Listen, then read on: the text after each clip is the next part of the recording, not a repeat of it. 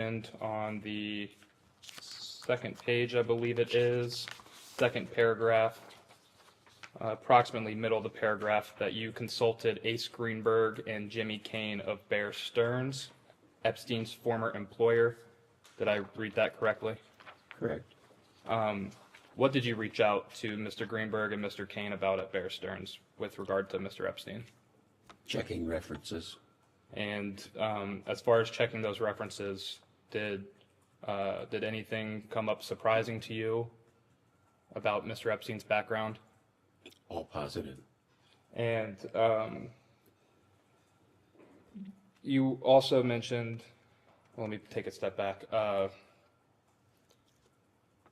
Bear Stearns has mentioned and previously reported that Mr. Epstein didn't have a degree or some of the proper qualifications for his job there. Did you have any reason to doubt the qualifications of Mr. Epstein when it related to being your financial advisor?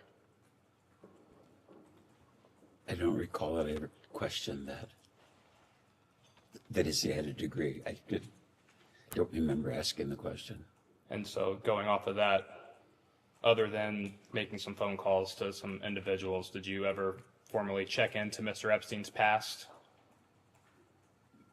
Not beyond talking to the people I mentioned. Understood. You also state, sorry to jump back and forth, the letter from Les Exhibit 5. That same paragraph, the third one in the middle there, the last sentence after the comma says, "I believed I could trust him." What about him, meaning Mr. Epstein, did he do that you thought you could trust him?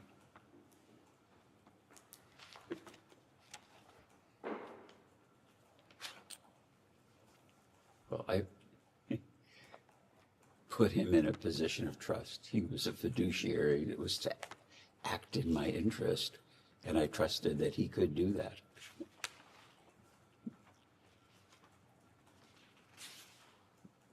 And your trust in him came before he actually handled any of your finances. Is that correct? Correct. Because initially, he was like a friend of a friend who I perceived of as being skilled to review Harold's work. Understood. Moving along a little bit, you may have touched on this with our minority colleagues. What was the rough portfolio that Mr. Epstein was handling for you? Probably all my personal finance, houses, equipment, cars, just inventorying of stuff. The stuff, I don't know, all the financial things that someone would handle outside of their business. I'd have someone do because it was so much stuff. And the financial advisor previous to Mr. Epstein, did that individual have power of attorney? I don't specifically remember it, but I think he did. And Mr. Epstein did have power of attorney over your financial matters? Yeah, as did Dennis. And why did this become your practice to give them power of attorney?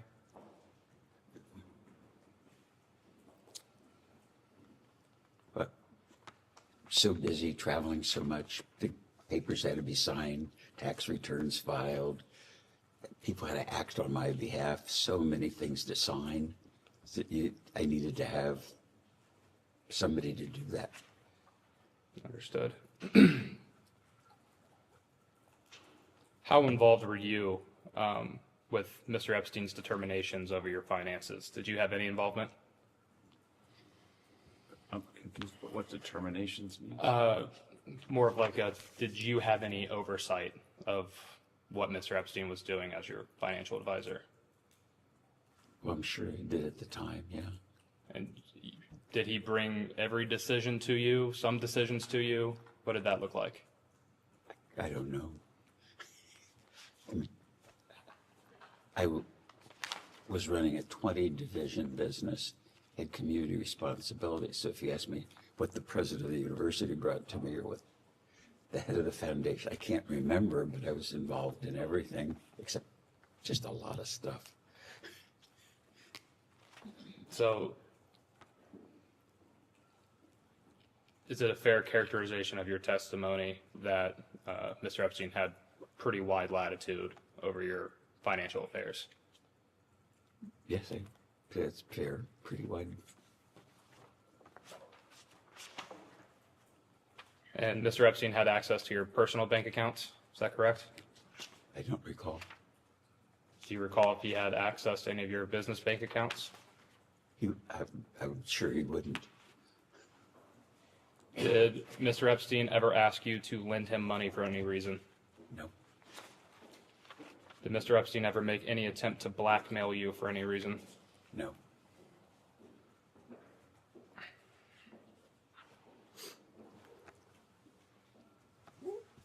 Did Mr. Epstein's control over your personal finances extend to any decisions that affected the rest of your family members?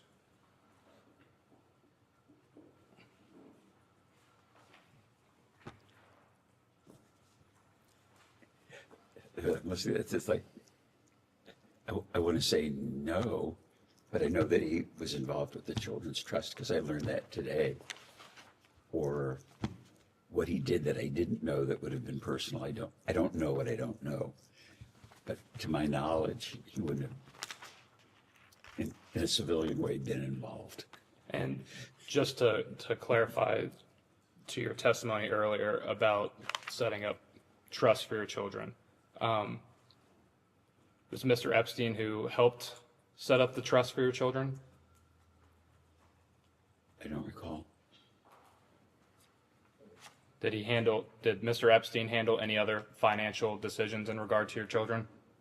Not that I'm aware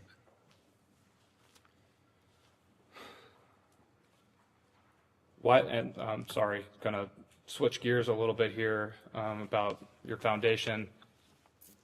Why ultimately did Mr. Epstein become a trustee of your foundation?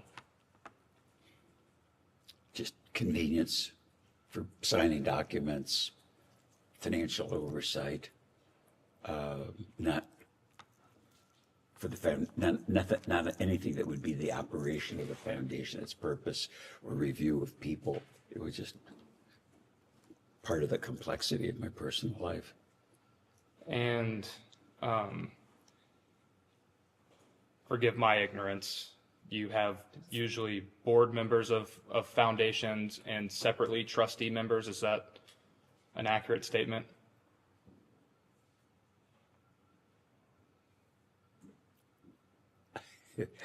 I wish I'm kind of ignorant too. I think we just had trustees. Okay. And just to clarify, Mr. Epstein, did he receive any compensation for his role on the board of the Wexner Foundation? Not to my knowledge.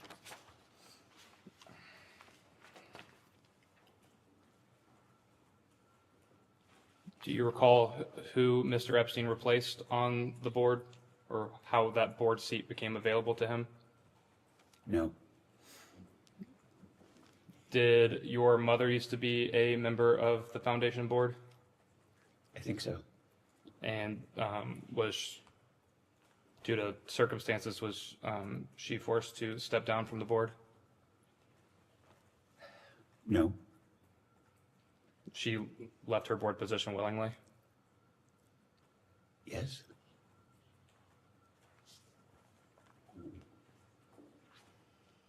Was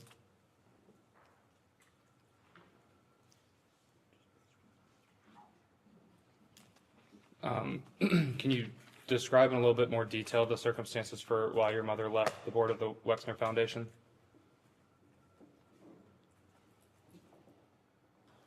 I don't recall.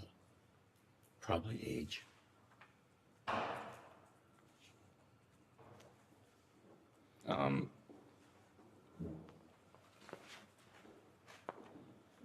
Mr. Wexner, what sort of materials did you use to prepare for today's deposition? I'm going to object to anything that counsel showed him. That's my work product. Anything he reviewed on his own, he's welcome to testify about. A few documents and smart advice, like just answer questions. Yes or no. Don't discuss what your client, what your attorney told Yeah, I you. mean, nothing. The question was, Okay. what Say it again. Um, I want to be honest. Excuse me. What documents or other materials did you use in preparation for today's deposition? other than anything that your lawyer showed you? Oh, nothing. Are you aware of any litigation from your mother and the Wexner Foundation about her stepping down from the board? No. Was there any was there ever any pressure from Mr. Epstein to keep his position on the foundation's board? No.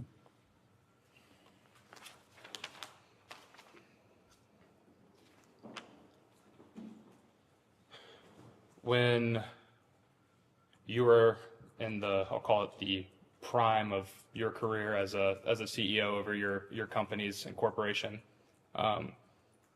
would you say that you were heavily involved in the operations of the company and its related entities? Heavily isn't a big enough word. Could it be described that you like to micromanage what was going on through your companies and your corporation?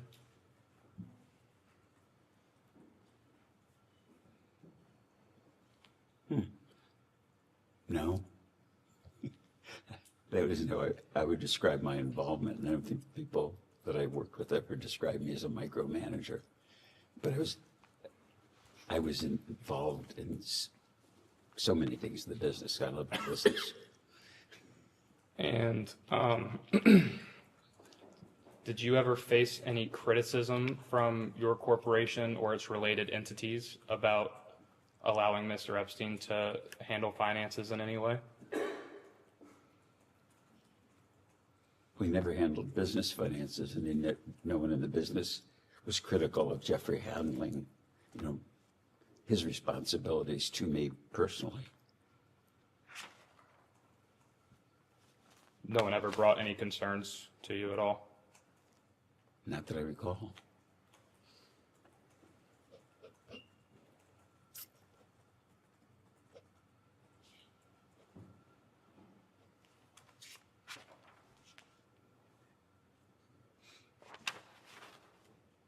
I want to circle back again to some testimony you provided earlier. You testified that Mr. Epstein stole large amounts of money from you, is that correct? Yes, I did. That's every statement. And I can't recall, did you know some partial amount of how much he stole?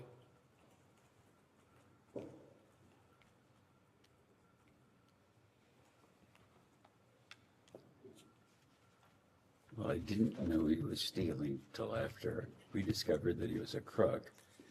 And my wife's attorneys told me about Not what they told you, Okay. what you understood. Oh, what I understood. I only understood what they told me. So I didn't discover it or count it or whatever one would do. That's the essence of your question. Does $46 million sound like an approximation of the amount that you were alerted to after the fact? I don't remember specifically initially. Abigail just told me this is No, really not what Abigail told you, Okay. what you understand. what I understood, that it was a large amount of money, and I didn't know the specific amount when it was first raised. And subsequently, I found out that it was at least $100 million. Does that represent the grand total of the amount that Mr. Epstein stole from you? I don't know. I don't think I'll ever know. Do you, understanding that you found out he stole largely after the fact, were you able to piece together how he was able to accomplish this theft of you? No. You never figured out if he was, say, embezzling funds of some sort, or how he would be allegedly embezzling funds of some sort? No.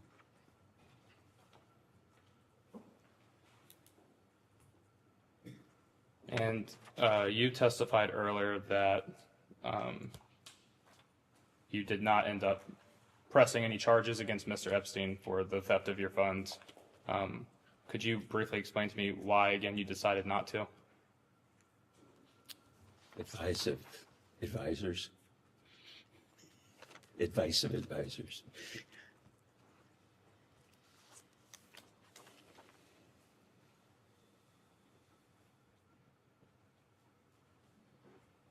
And to be clear, you never suspected any wrongdoing until you ultimately knew. Is that correct? Correct.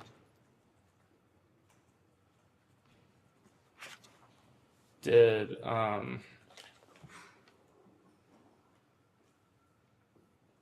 you aware of any advisors fearing any type of retribution from Mr. Epstein if you pursued litigation over the theft of your funds? Say that again. Did you have did your advisors have come to you with any fear of retribution from Mr. Epstein if you threatened litigation over the theft of your funds? No. No, no, I don't remember that at all. Are you aware of Ghislaine Maxwell having any role in the theft of your funds? No.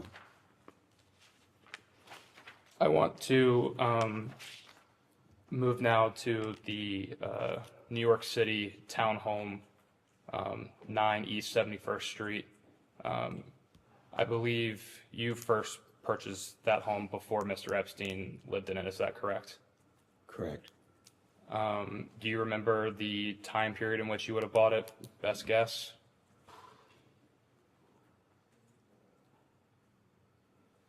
I don't know, 5 or 10 years before. It was a school, and then the remodeling took 3 years, and so I don't remember when it was. But I'm guessing it was, I don't know, And in the 80s sometime. excuse me. And you said 5 to 10 years before. 5 to 10 years before what exactly? Before I met Jeffrey. Okay.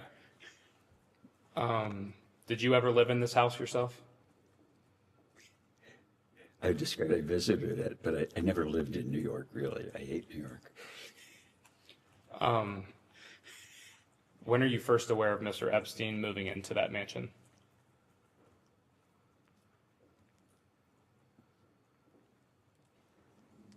Well, he moved in sometime after I sold it to him, but I don't know when that was. Would you be able to best guess when you sold the house to Mr. Epstein?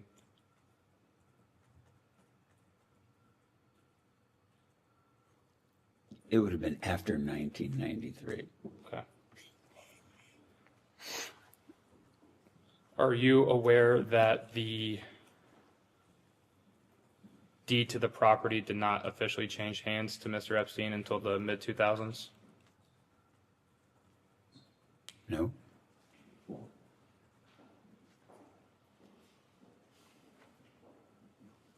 Do you recall how Mr. Epstein purchased this house from you?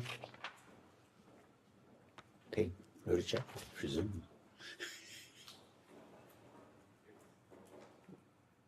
And the sale of this townhome was at the time that Mr. Epstein was managing your personal finances. Is that correct? Correct. Is it possible that Mr. Epstein sold the house to himself without your knowledge? No, I would know, or I know, of course, that he bought it. Did he approach you to buy that home? Yes.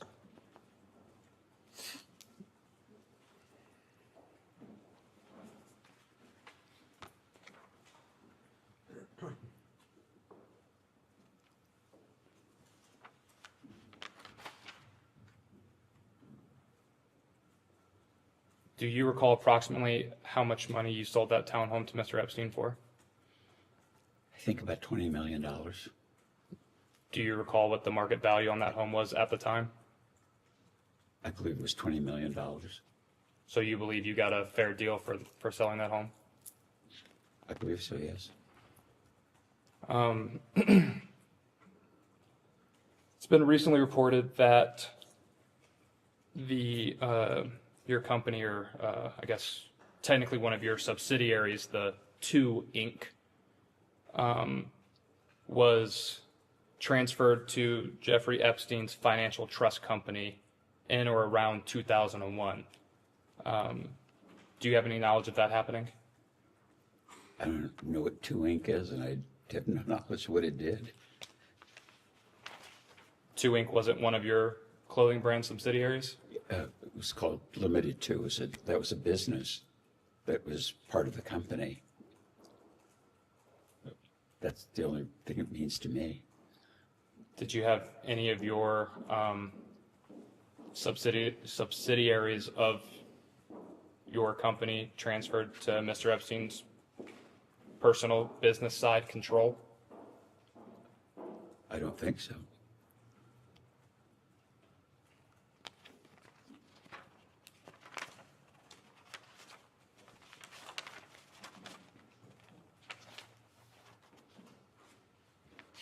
We previously, we'll switch gears on you again. We previously mentioned accusations from Maria Farmer, and there were a subsequent set of allegations from another individual. Are you aware of who Virginia Giuffre is? Ever bring up Miss Giuffre to you?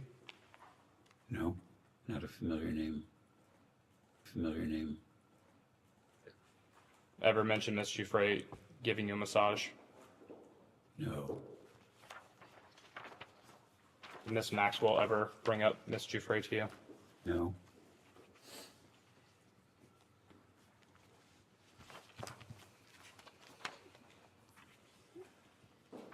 What about her former maiden name, Virginia Roberts?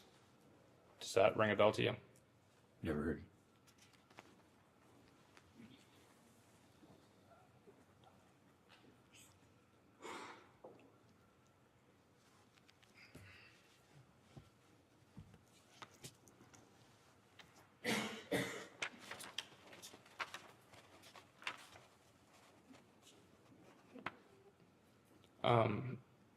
I want to return to some things we discussed earlier in the day about travels with Mr. Epstein. I believe it was your testimony that Mr. Epstein was only on your corporate jet when you were present. Is that accurate? Yes, to my knowledge. And to your knowledge, I believe it was your testimony earlier that there would be surprise parties in which the jet was traveling to a location for one of those parties, but you could not recall Mr. Epstein being at the party. Is that correct? Correct. If Mr. Epstein was not attending the party, what were the purposes of his travel with you on your corporate jet? I don't know.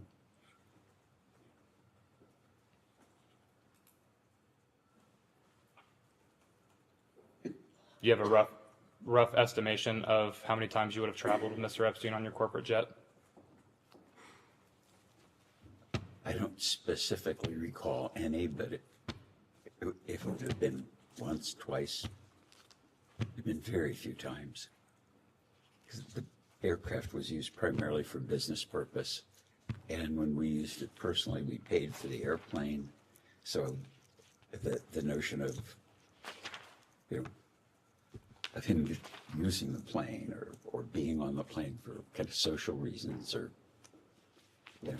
just bumming a ride kind of thing just never happened with anybody. And I take that to mean you also never flew Mr. Epstein to locations where any of his various homes were located? Absolutely not. No, as absolutely not. I never did that.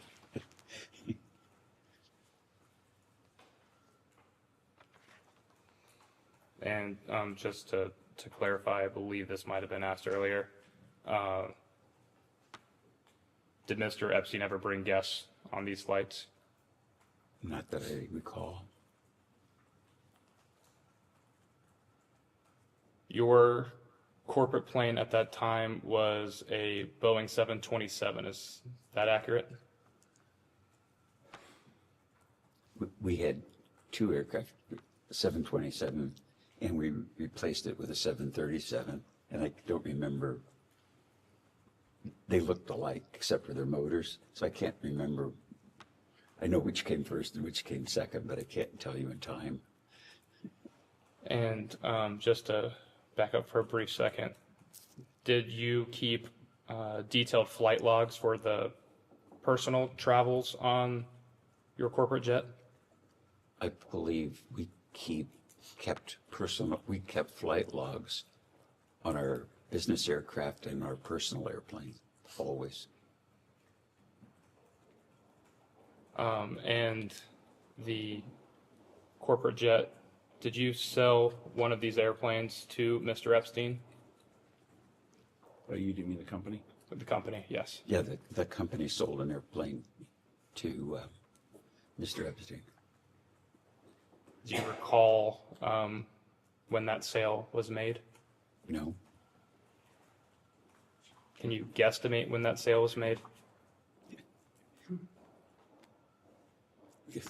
when they delivered the 737, I don't know when it was.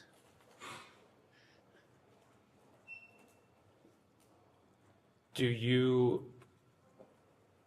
understanding your posture with the corporation has changed over the years, have you maintained any of those flight logs? Do you have them still as records today? Never had them and don't have them. Do you know why you do not have those flight logs?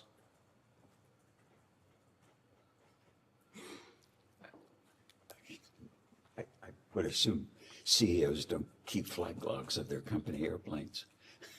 That's a kind of shocking question.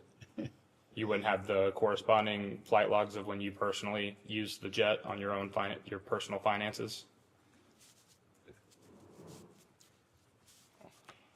I think there are probably two reasons that I know we kept flight logs.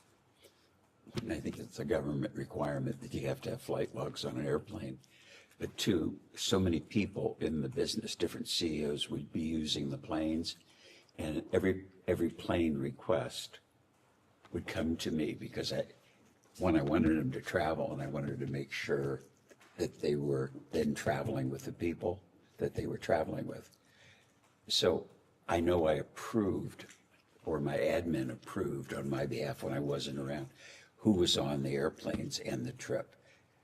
Because like a CEO would request a trip, say they were going to go to Denver to visit stores, and there were 8 people that were going on the store visit. Then I'd approve it because that would be a good use. And then so it'd say, the CEO went by themselves. And it's like, no, it's not the purpose. So it was a very expensive and valuable asset to the business, and I wanted to know that it was being used appropriately. But I never reviewed the flight logs. It's just that level of minutia was beyond me. Understanding you might not have reviewed flight logs or, even necessarily had a reason for acquiring them. Is that a record that would still be kept in the custody of either yourself for personal travel or for the business, if those records were ever needed for some sort of purpose? I don't know what the business kept, but if they're there, I'm sure they're welcome to look at them. And so would you be able to obtain those records, assuming they do exist? From the company? Yes. Or personally? I don't think he has access to them at the company. You guys have subpoena authority. Yeah. Do you recall how much you sold the plane to Mr. Epstein for? The company? The company sold, sorry, my apologies. Yeah, I did. It was approximately $6 million. And what would have been if you recall, what would have been the market value for that aircraft at that time? $6 million. Do you believe you got a fair deal for that aircraft? The company got a fair deal? Yes, the company got a fair deal for that aircraft. Yeah, I thought it was a very fair deal.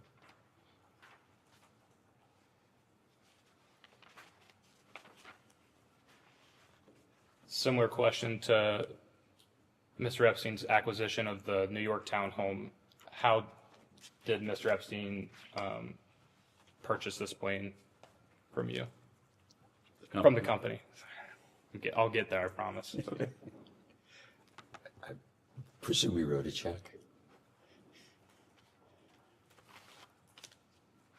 And you weren't privy to the any of the fine details of that deal, so as far as which entity Mr. Epstein would have used to buy that plane from the company?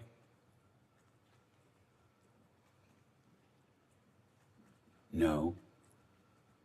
The plane, the value of the plane was appraised by an airplane broker. That plane was for sale for a year, and the value was $6 million. That's all I know. Understood.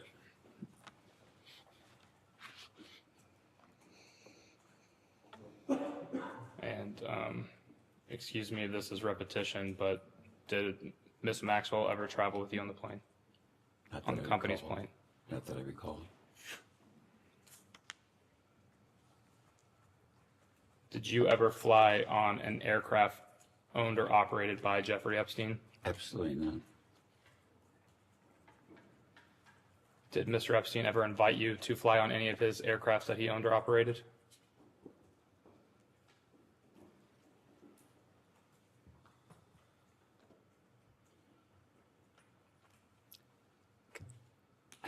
I think he might have, but I can't specifically remember the circumstance.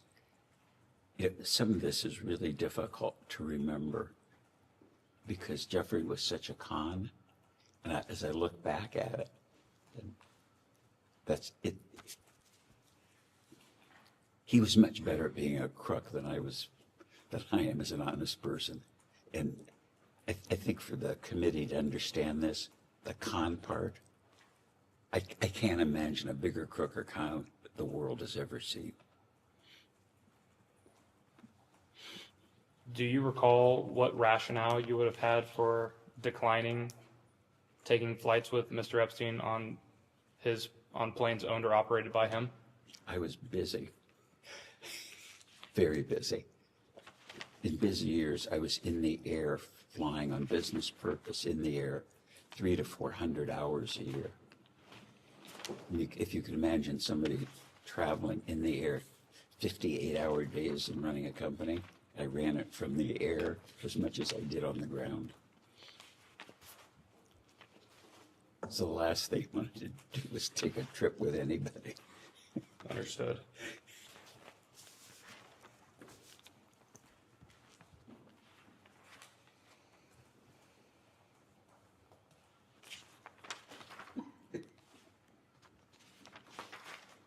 So the same people? I don't recognize all of them. Oh, okay. Just focus on one. Okay. One of the subsidiaries of your corporation was Victoria's Secret, is that correct? Correct. And what is Victoria's Secret known for primarily? I said the biggest, best lingerie brand in the world. And Kind of like Nike is to running shoes. understood. And what type of events would occur to market or advertise that company while you were in control of it? It was print advertising, it was TV ads. A lot of the marketing was point of purchase, the design of the stores, and of course the fashion show was kind of a magical thing for the brand. And I believe you touched on this a bit earlier. Were you aware of Mr. Epstein holding himself out to be affiliated with Victoria's Secret? Only once. When were you made aware of that? I don't remember when. Do you recall who brought that to your attention? Somebody in the company, probably. I don't remember specifically who. Do you recall how he was holding himself out to be part of Victoria's Secret? He was a talent scout looking for models. Did you ever have the sense that Mr. Epstein had a certain odd interest in Victoria's Secret? No, Would he discuss the models at Victoria's Secret with you? no, Would he ask you to attend Victoria's Secret fashion shows? would he ask me? Correct. No, Did you ever personally invite him to any Victoria's Secret fashion shows? no. I never invited him to any business event, let alone the fashion show.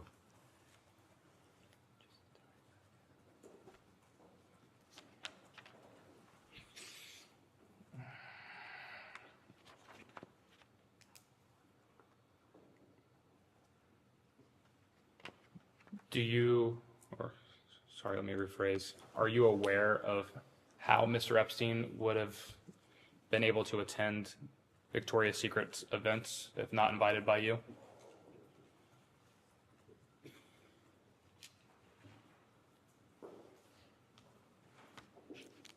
I would presume he would have called somebody in the business and said, could I come? Could I get a ticket? I know that we were, for business reasons, very careful about the audience that was there, and about, I would guess, 2/3 of the audience were employees, store managers, people that had, done heroic things inside the brand, because it was a big company event, and all the CEOs of all the companies in the company were invited. And so the people that were outside the company wasn't what I was concerned about. I was more concerned about internally that people came, or that should come, or were at least invited, because if not, it would have been like the right thing to do.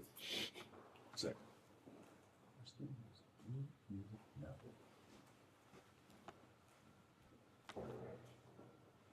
My answer is, I really don't know. Are you aware of Jeffrey Epstein having any other contacts within Victoria's Secret specifically? Executives or anyone of that such? I'm sure he knew people, or would reach out to people in the business, but I don't know.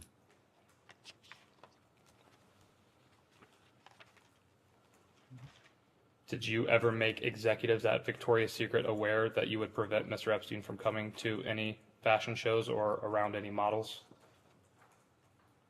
Not that I recall.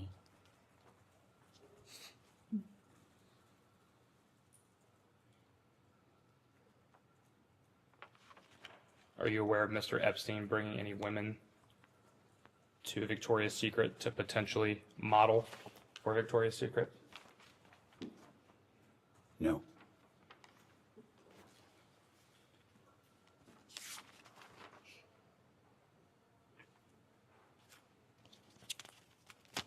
Do you know who Jean-Luc Brunel is? Never heard of him.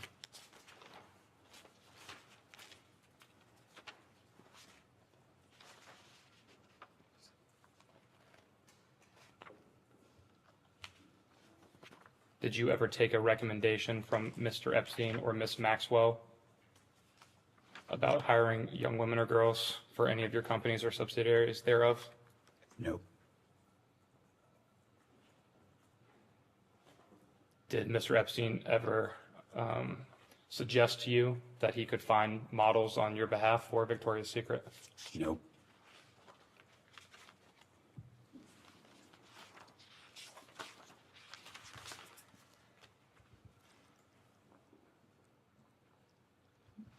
Did you ever consider cutting ties with Mr. Epstein, professionally or personally, after he was caught lying that he was a scout for Victoria's Secret?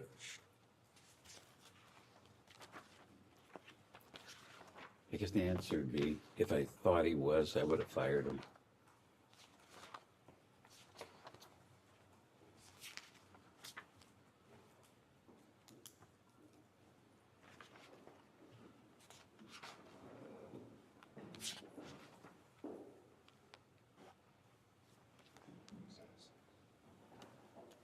I am now going to enter as Majority Exhibit 6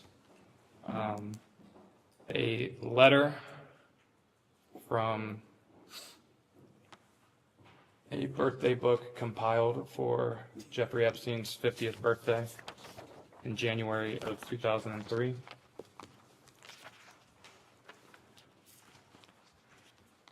I will give you a second to familiarize yourself with the letter. What's exhibit number?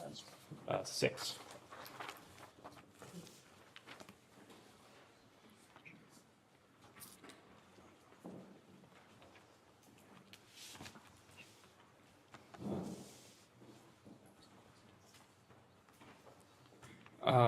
Mr. Wexner, is this letter familiar to you? I have seen it before, yes. Where have you seen it before? Part of the, I think, the documents preparation for today's meeting. Did you yourself write this letter to Mr. Epstein? Sadly, I did. Did Miss Maxwell approach you to write this letter for Mr. Epstein's birthday? I think the request was to write a card or a note or something for a birthday book. And did that come from Miss Maxwell? I don't remember. Mr. Wexner, would you please read the main body of the birthday note for the record, please? I wanted to get you what you want, so here it is. Happy birthday, your friend Leslie. And what was your understanding of what Mr. Epstein would want? He was a bachelor, so I drew a pair of boobs. You've As a kind of a joke and offhandedly, I'd say. understand. I hope you do. You said a few times throughout this deposition today that you did not consider Mr. Epstein a friend of yours. However, you signed this letter, and I quote, "Your friend Leslie." Why would you sign "your friend Leslie" to someone you did not consider to be a friend of yours? I don't know. I normally say Les, not Leslie, either when I write notes, and, you know, I guess I could. I can't explain why I would say your friend, because we weren't friends. Did you ever speak to Miss Maxwell directly about this particular letter? No, Did you ever speak to Mr. Epstein directly about this particular letter? no, Was this letter something that you would commonly send, lack of a better term, business associates? no, of course not.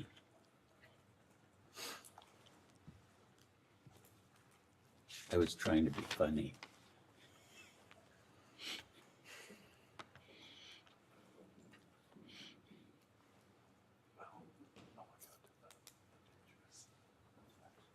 I'm going to mark as Majority Exhibit 7 a photo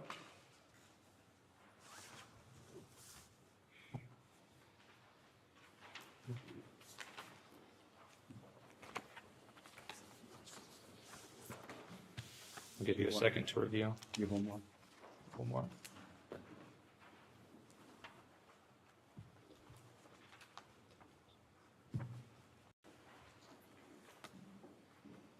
Are you in this photo? Yes, And Mr. Epstein is also in this photo? yes, And a third individual is redacted in this photo? yes. Do you have any way of knowing who the redacted individual in this photo is? I know who the redacted person is in this photo. Who is that redacted person? My wife. Understood. Do you The recall? man in the back is Peter Lurson, and the picture was taken in Bremen when the boat was launched. We got a bunch of pictures of the boat launching. Do you recall what year that was?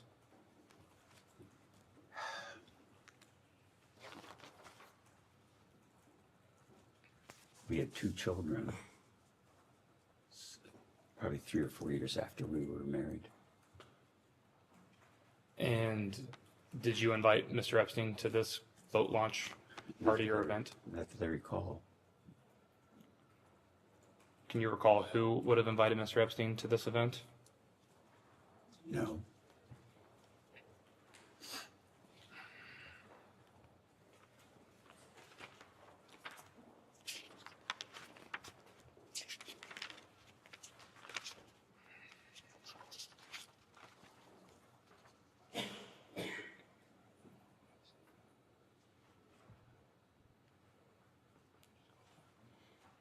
It is 2:08, and the majority will end this hour now and go off the record.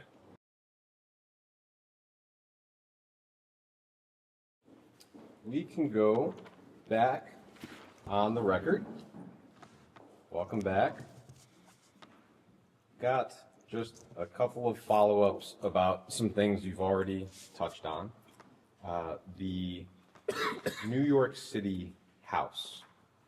Do you remember when Epstein first had some kind of ownership interest in the home? I think you may have said after 1993. Yeah, when I sold it to him, but I don't remember the date. The sale is reported as 1998. As far as you know, would that be the first time that Mr. Epstein had any kind of ownership of the home? Do you know? I don't know. I just think you could tell me any date. I know it was after we were married. And whether it was a year or two, I don't remember. But Was that 1993? we got married in 93, yes. Do you recall at all Mr. Epstein talking about why he wanted the home? No? With respect to the home, I think you were asked whether you felt like the sale price was a fair deal for you. And I think your answer was yes. Is that right? Yeah, yes, that's right. And with respect to the plane, I think you were asked whether you felt like the company got a fair deal at $6 million. And I think you said yes. Is that right? Yes, that was because that was the asking price. I think your counsels represented to DOJ in 2019 that Mr. Epstein sold himself both those assets at deeply discounted prices, and that was part of his theft from you. I never heard that before. Do you have any sense of why that discrepancy would exist? Not a clue.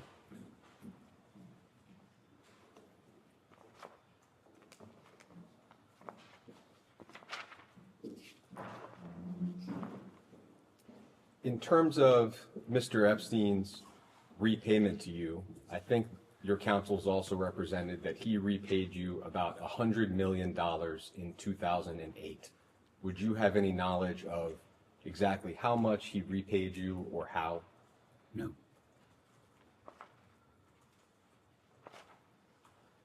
There were a few other physical assets I just wanted to quickly touch on. Sure. There was a second home in New York City at 11 East 71st Street, so it's right next to the home that we've been discussing.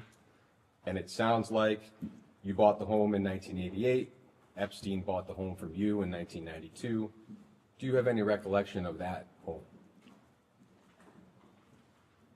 Take your time. Are you saying two homes in New York that were next to each other? Yeah, right next to it. The address for this one would have been 11 East 71st Street. No recollection of that happening. There was and still is a condo building at 301 East 66th Street in New York. It's been reported that Epstein lodged many of his victims at that building. The reporting has also been that you once owned that building and that you sold it to Mark Epstein, Jeffrey Epstein's brother, in the early 90s. Do you have any recollection of that? The building or the condo? The building. No. No recollection. Okay. With respect to, I think, what we understand to be two homes in New Albany that Mr. Epstein owned at one point or another. So there was first a home on the 7500 block of King George Drive that Epstein received from you in 1990. Do you have any recollection of that home? I know he bought a house from Jack Kessler, the one we'd mentioned before. That's the only one I know about. Got it. This, I think, is a separate home and was earlier in time. No, Okay. no recollection. That second home, I think you mentioned that Mr. Epstein bought it from Mr. Kessler. I think the documents show that it was a company that Epstein bought the home from, and I'll represent to you that it was you who signed the deed to Epstein. Would you have any knowledge about why that might have been the case? I understand the question.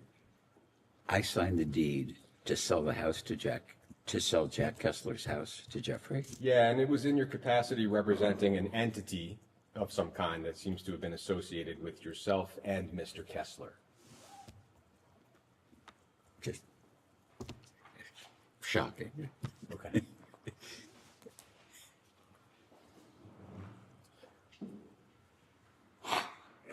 Does it ever occur to you that stuff like that could be just forgeries? I think in this case, He asked the not question. likely. No, I mean, it's like It's okay. me signing a deed to somebody else's house. It's just, It's okay. okay, I'm sorry.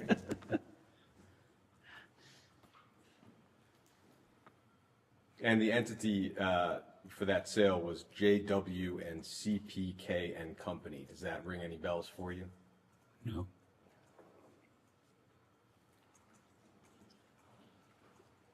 What is the history of that home, if you recall? In other words, was it originally built for Mr. Kessler to live in? Was it his primary residence? Yeah. And what do you recall as the purpose of the sale to Mr. Epstein? Why would Jeffrey Epstein, why did he buy that home, if you recall? First of all, I didn't recall that he bought it. I don't remember that. I know Jack had financial problems, and he came to me and said, I've got problems, I got to sell my house. That's all I recall about it. I don't think I was ever in the house. Do you recall Epstein purchasing it at the time? Were you aware of that? No, I wasn't.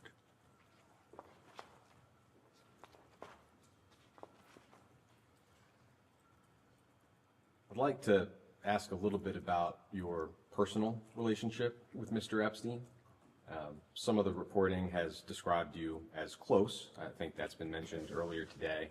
I would just like to ask about a few examples that have been reported and just understand your knowledge of them. Sure. The New York Times, for example, has reported that sometime in the late 80s, Mr. Epstein managed the design and construction of your yacht, the Limitless. Do you have any recollection of that being the case? Furthest thing from the truth. Not true. I worked on the design for 10 years, me. And it took 3 years to build the yacht, and the only person that was there beside me watching the construction was Abigail. Period. And a gentleman who represented himself to the New York Times as your former captain, Craig Tafoya, Yeah. seemed to be of the understanding that Mr. Epstein had a role in designing the yacht. Mr. Tafoya, from your point of view, Mr. Tafoya is simply mistaken. Absolutely mistaken. If you wanted to, I can draw it in detail for you right now. The Wall Street Journal has reported that Mr. Epstein would sometimes do personal tasks for you, such as helping your wife Abigail find a nanny or showing up at a restaurant with a gift for a mutual friend. Do you have any knowledge or recollection of those types of activities? Never happened. No recollection, or you believe that those things did not happen? I have no recollection and believe they never happened. Vanity Fair has reported that Mr. Epstein once broke up with a woman for you here in Columbus by going to her house. This, of course, was before you met your wife. Do you have any knowledge or recollection of that? Well, that Did I break up with a woman? Yes. Did Mr. Epstein perform the act directly or indirectly? No.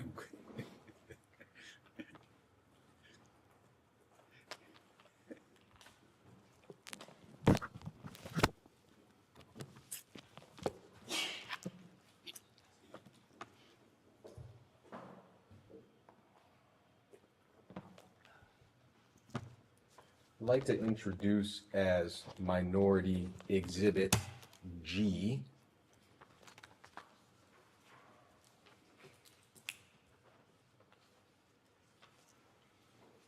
an email from 2006. I'll give you a moment to look at it.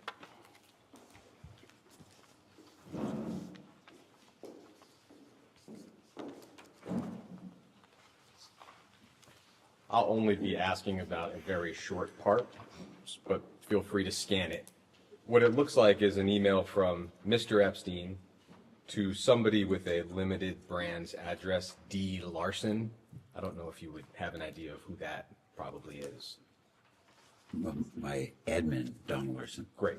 Can we have a chance to just read the email? Sure, of course. Thanks.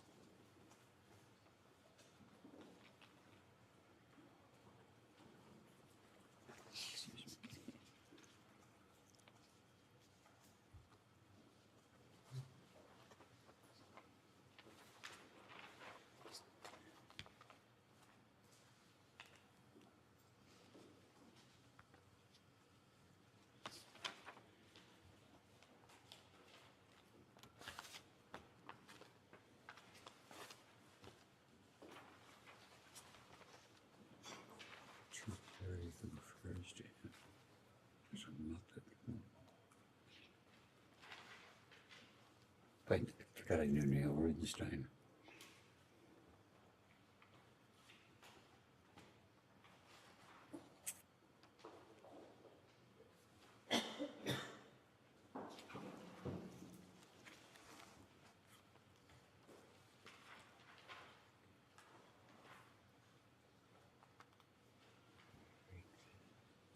And at a certain point, I'll just direct your attention to a sentence. Yeah.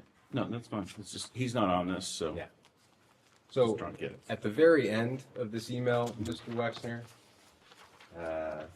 I would say close to the very end, there's a sentence that starts with, I believe that this information. And if you see that, No, I'm where's sure that? your counsel can guide you to it. And I'll read that out loud. This is a long email. It seems to relate to business topics and people. But Epstein signs off by saying, I believe that this information belongs to you, and under gang stuff rules, I cannot simply be the repository of people's hushed calls and not share with you. And the subject of the email is, for Les's eyes only, please do not circulate. So the phrase gang stuff rules, is that a familiar phrase to you in this context?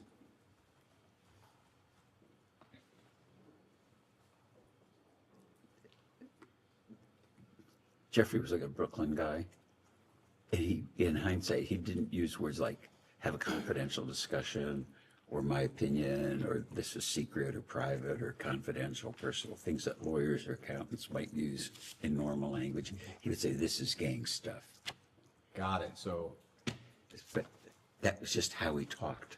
it was a phrase that Mr. Epstein would use to mean confidential conversations. To me, yes. Okay. And this, I don't think I never used the other words, which in hindsight, I didn't. Like my wife would never say, it's between us, dear. You know, they're words or phrases that you associate with some people. And to me, it was just kind of funny that this Brooklyn guy would talk about gang stuff and, gang stuff might be what he ate for dinner or something. would he use that phrase pretty commonly, whether it's in a verbal conversation or a written email? I don't specifically remember, but I don't think he ever said confidential or private. It was like his language. Thank you. With respect to, we can move on from that email. With respect to the power of attorney that you gave Mr. Epstein in 1991, I know it was discussed earlier. Could you just flesh out for us a little bit the theory of an unfettered power of attorney? In other words, it wasn't conditional or restricted to a particular account or a particular type of asset. It covered, as we understand it, all of your assets, which is an enormous, I think, step of trust. What is your recollection of why you made that choice? Funnily enough, I think power of attorney is that. So the notion of having a limited power of attorney was kind of and that's just not how I would think about it. So Harold had a power of attorney, Jeffrey had a power of attorney, Dennis Hirsch had a power of attorney, because they needed it to do their work. And that's, did the advisor, as you recall, it sounds like the previous advisor before Mr. Epstein and the subsequent advisor after Mr. Epstein both had the same scope of power of attorney? I don't know specifically, but I would think they were. I don't recall what the words say, but I think power of attorney is that.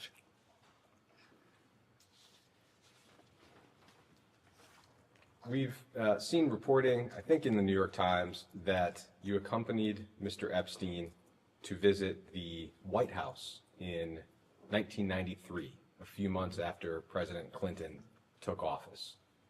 Do you have any recollection of that? Absolutely didn't happen. Didn't happen. Well, I'd been at the White House, but the only time I was at the White House when Clinton was president, he invited a group of like 20 CEOs from around the country to get feedback on the economy. And that was said. And I was there like the president of one of the lumber companies, the chairman of JP Morgan, Sears, companies like that. I was kind of the smallest fish in that bowl. But it was that purpose. And Mr. Epstein was not present. Of course not.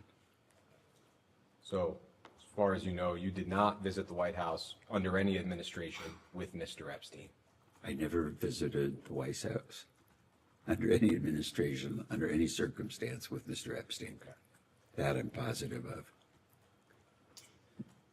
The New York Times has also reported that at your 59th birthday party, Mr. Epstein acted as sort of a master of ceremonies. He would give toasts and introduce guests and arrange for some people such as Alan Dershowitz and Shimon Peres to attend. Do you recall the party that I'm describing?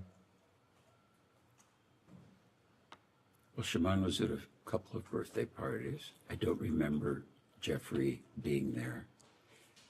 If the party was in Columbus, I probably could remember 4 or 5 of the people that were there, and it was a surprise too. Do you recall, I suppose at any birthday party, but that one in particular, Mr. Epstein playing that sort of a role as a master of ceremonies of sorts? No. I'm thinking, even at the party that I was thinking about, the Shimon Peres, if you ask me who was there, he wouldn't have been on the list. That's not who I remember. It was a different kind of group of friends that Abigail picked to come to the party. But to the original question, do you recall Mr. Epstein ever acting as a master of ceremonies at a birthday party for you? No, absolutely not. Never.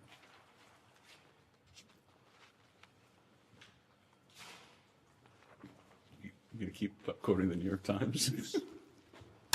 It's a good thing I don't read newspapers very often.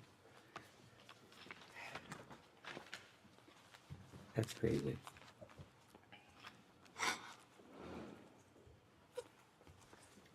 I'd like to introduce as Minority Exhibit H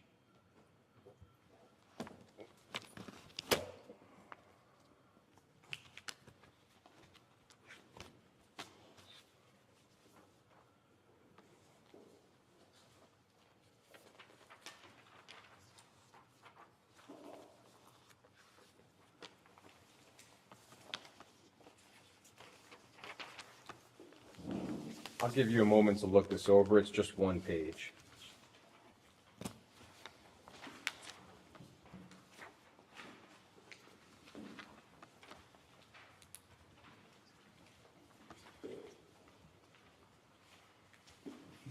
I have 3 copies.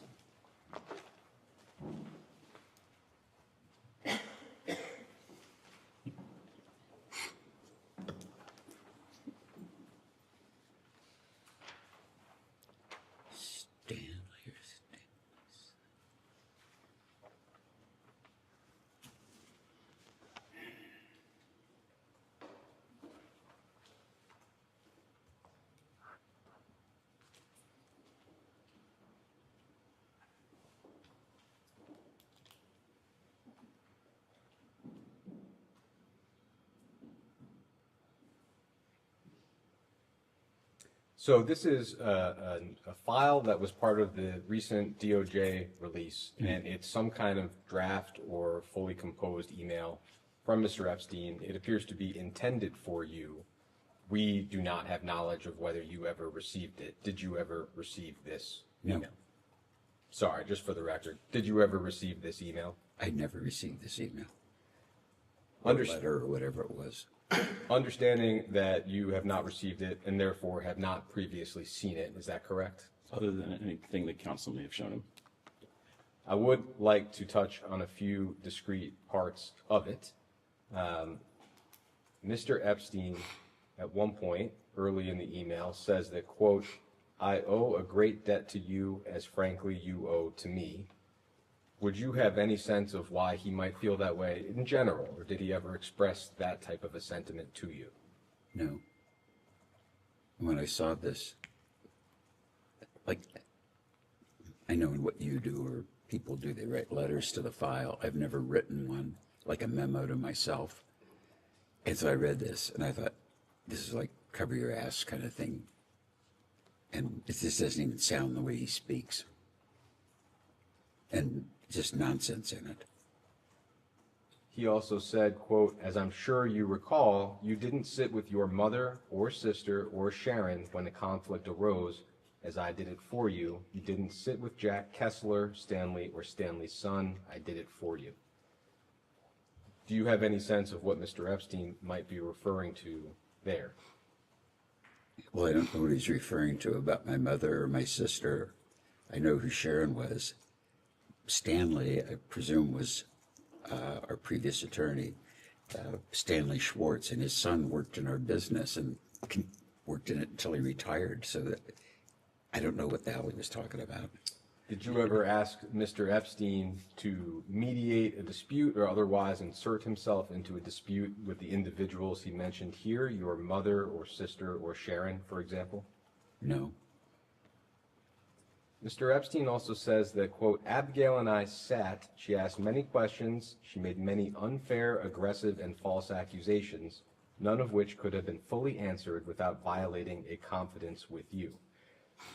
Firstly, do you have an understanding of what he's referring to in terms of Abigail and he having a conversation? My wife and I have no secret, so the fact that he's having a secret, it's just nonsense.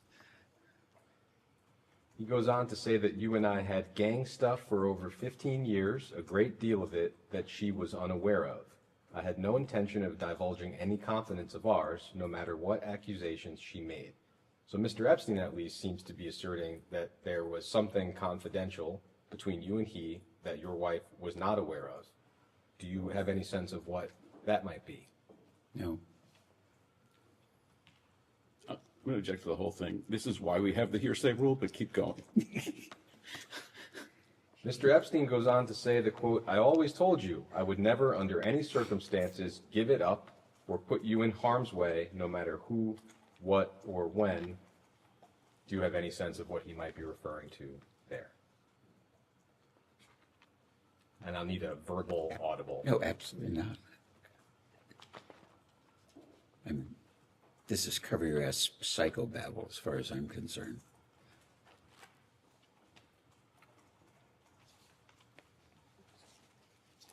I'd like to do one more exhibit on your personal relationship with Mr. Epstein.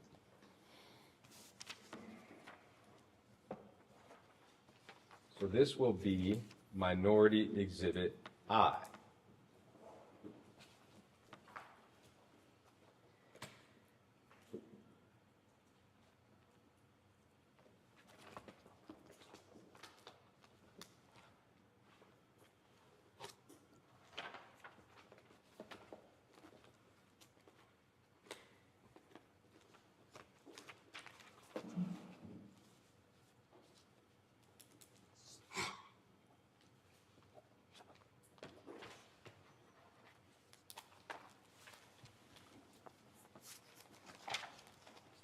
I'll just tell you briefly what this is. Oh, good. It's long and you're not going to have to read it. It's a PowerPoint presentation that the FBI put together. It looks like within the last year, summarizing their investigations into Jeffrey Epstein and Ghislaine Maxwell. It's just their summary of the steps they took during their investigation and who was charged with what. That's what the document is. There is one page of the document that mentions you, and I'll direct you to that. It is all the way toward the back. So, I've never seen an FBI document. I'm thinking, should they be giving this shit to me? So there's one page towards the back that ends in 956. I think it's the third from the last page of the presentation. There's an earlier reference on 949. Oh, right, confirming the proper. Apologies, there is. Agreed. Which page do you want me to look at? Ending in 956, the only substantive mention of you. Yes. You can see this is a slide that's titled Prominent Names, and it's naming some prominent individuals who have some connection or link to Mr. Epstein. Your name appears in the middle column, all the way down at the bottom. And under Les Wexner, it just has one entry. There's a name that's redacted, and its redacted name stated, Epstein earned his money from having homosexual sex with Wexner. I know you were asked this question earlier, but in the context of this FBI report, is it correct that you did not have any sexual or romantic relationship with Mr. Epstein? Absolutely not, or any man ever. I'm very straight, super straight. Thank you. That's wacky.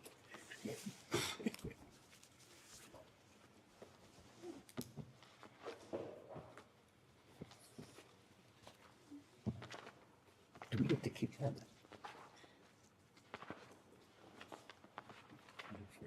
No, I just never read an FBI report.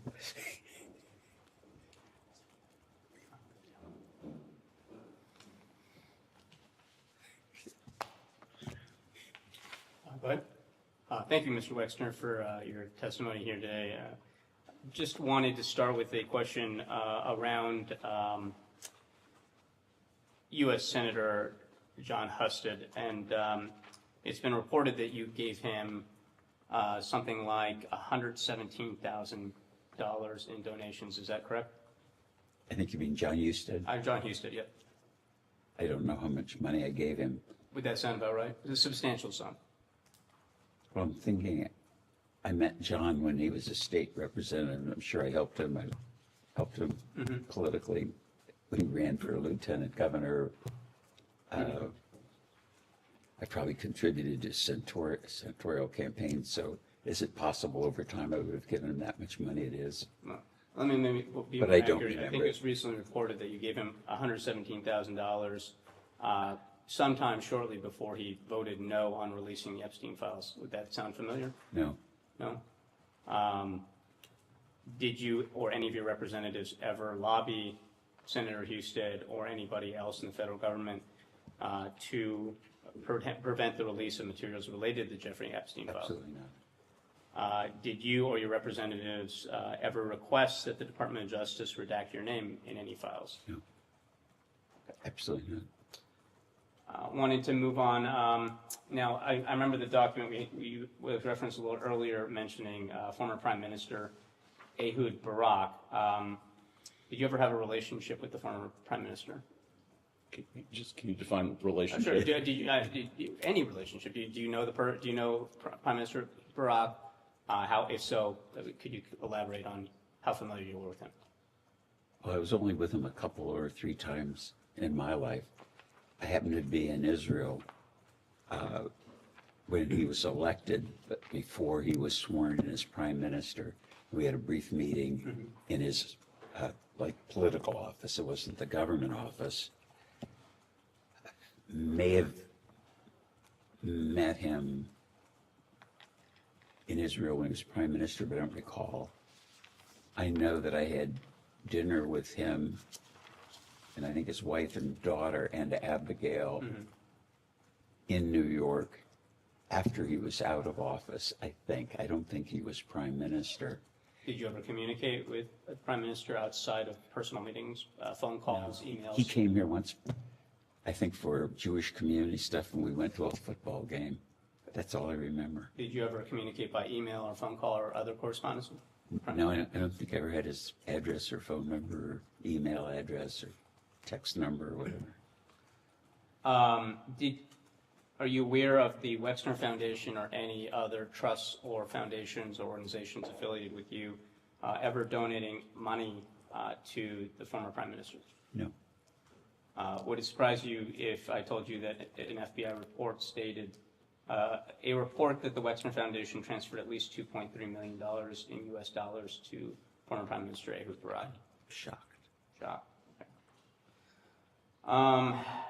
I want to move to a different topic here. Are you familiar with the gentleman named Richard Adrian?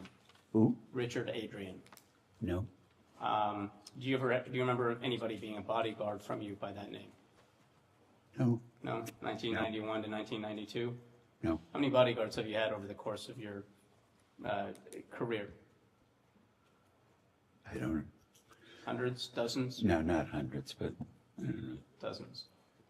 Okay. Now, Mr. 50 or Adrian 60. reported that he had accompanied you between 1991 and 1992 when he was your bodyguard to Epstein's Palm Beach home. Does that sound familiar at all? Objection, that's not what it says. That he accompanied Mr. Epstein, Mr. Wexner to Epstein's property? No, it doesn't say that.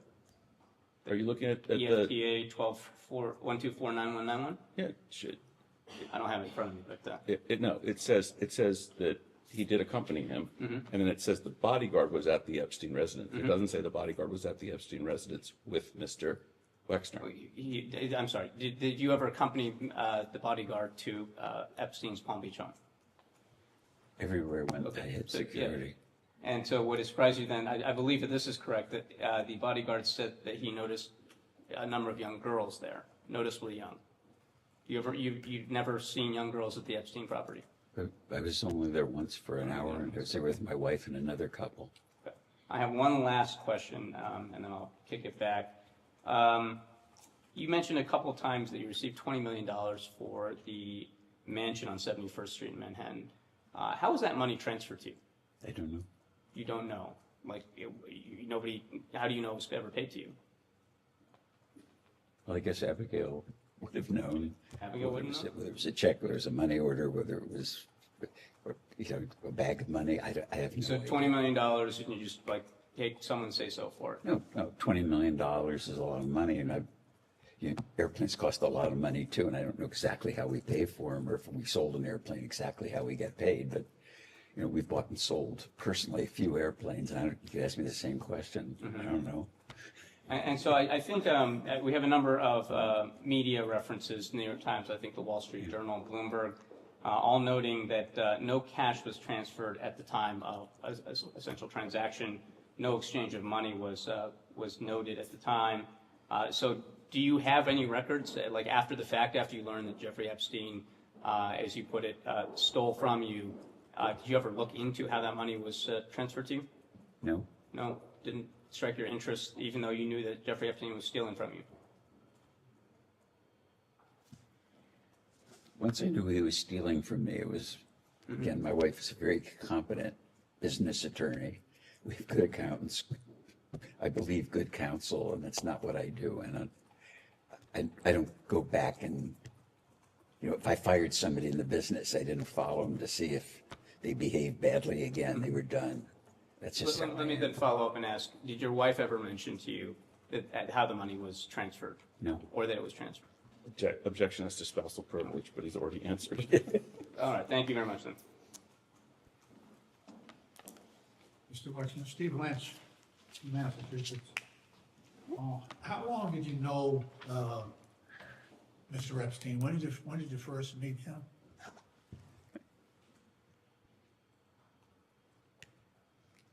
I think they asked me that question earlier before you joined this group.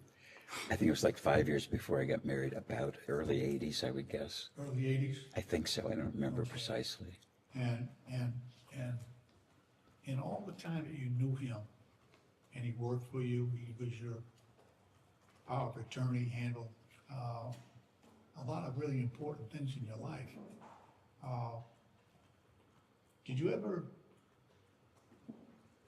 Do you remember him ever having a romantic interest or women in your presence as his guests or associates? Did you ever?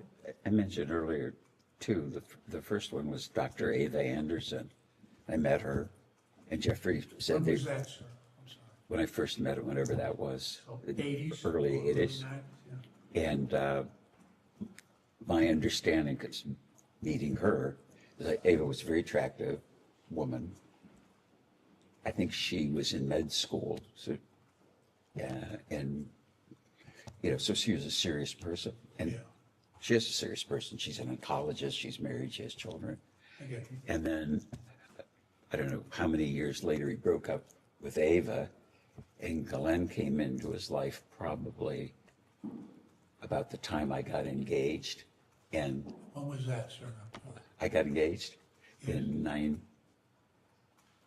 I got engaged on September 8th, 1992, because Okay. I got engaged on my birthday. And so at that point, Mr. Epstein's relationship with Ghislaine Maxwell was romantic at the time. It was about then that I met her, and they said they were going to get married. And it was, you know, I was getting married, you know, Jeffrey was getting married, so it seemed like, you know, everybody was going to be in Happy Valley in terms of their life. And both women, I mean, there were grown-up women. Ghislaine is exactly the same age as Abigail, and very smart. She said she was like an honors graduate of Cambridge or Oxford, and, you know, quite charming, and, you know, English accent, and an attractive woman. So I was very happy for them. Do you ever remember spending time with Epstein and any of his other romantic interests or girlfriends, especially younger women, in your presence? No, there were no others that I was present or mentioned. Ever in his presence with women who may have been of teenage or minors? You know, I thought about that. What did I miss about this guy? And I don't think I was ever with him, or he was ever with anyone. It's vague in my memory that I would say was under the age of 28, 30. I mean, he was with adult women, What about? or women that they looked adult. They, you know, What they about said they were a Virginia lawyer and Dufresne? accountant or something. I know this name has come up earlier in the deposition, Virginia Dufresne. Dufresne, I'm sorry. Do you recall ever meeting her in Jeffrey's presence? Absolutely never. I don't. Or Virginia Roberts, I think her maiden name was? No, Okay. absolutely not. How about Miss Farmer? I thought Miss Farmer might have made allegations about something that happened here on your property. We've actually covered it. It wasn't his property, it's an adjacent property. An adjacent property. Thank you for the clarification. Or certainly No. on the next door. No, never. Was that Mr.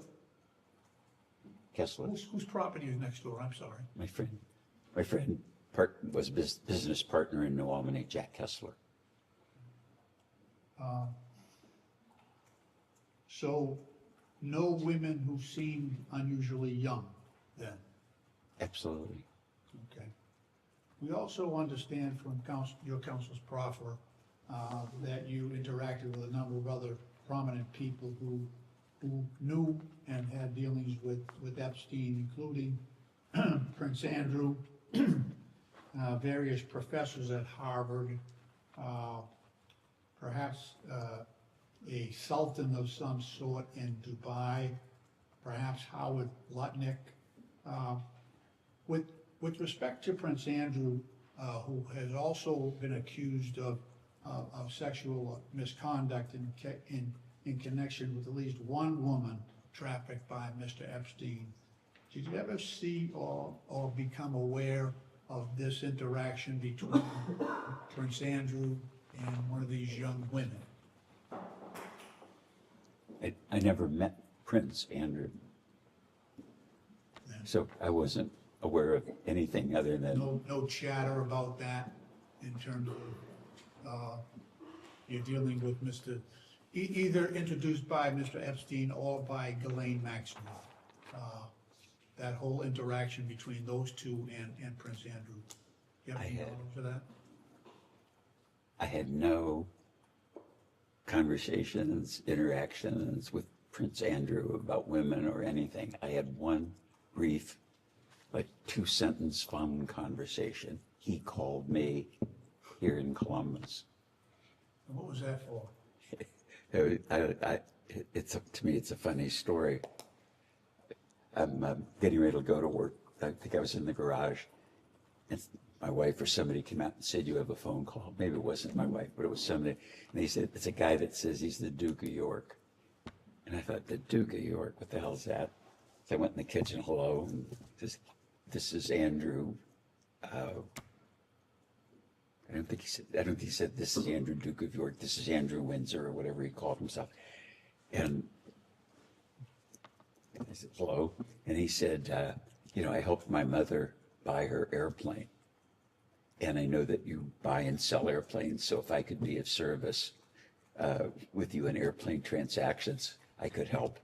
And I said, "No, thank you. We're covered. And have a nice day." And hung up and just kind of laughed my ass off that the Duke of York called me about. So he cold called you to sell you an airplane or to help you buy an airplane? It was airplane advice because he'd helped his mother. Plane that you eventually sold to Mr. Epstein? Oh, no. It was just, it had nothing to do with anything that was going on.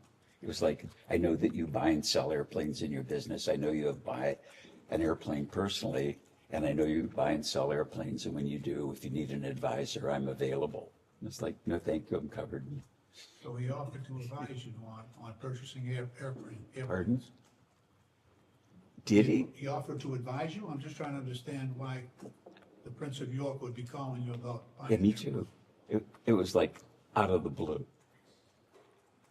I mean, you could have called me up that day and said you were the Prince of York and you want to advise me on my lunch or something. I was like, what the hell is this? You would have recognized the difference in accents.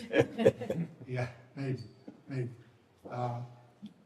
And with respect to those other figures who I mentioned, did you ever see or become aware of any prominent academic figures or this so-called Sultan of Dubai or Howard Lutnick or any other notable person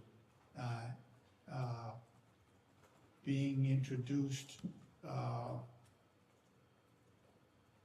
to young women by either Epstein or Maxwell?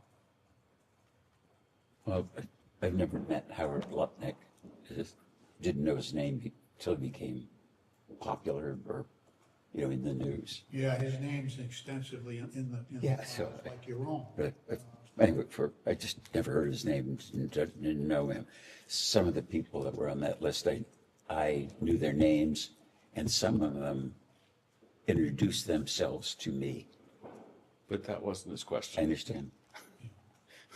Wasn't it? No. Oh, because you asked me, I thought you asked if I knew the same. Any other of those prominent individuals, were you aware that either Epstein or Ghislaine Maxwell was facilitating introductions or contact between those absolutely not. individuals and young women? No, absolutely not. And you yourself, sir, never had physical contact with any of these young survivors or victims, as they are alternatively called, these young women? Never, ever. All right, I think that's all I have. Thank you. Just two more, and then we'll give you a break. First, with respect to the birthday note that we looked at earlier for Mr. Epstein's birthday, just making sure we have your testimony. It's that you signed the note, your friend, but Mr. Epstein was not ever actually your friend from your point of view. Is that correct? Correct. And you do not have any understanding of why you would sign that card, your friend?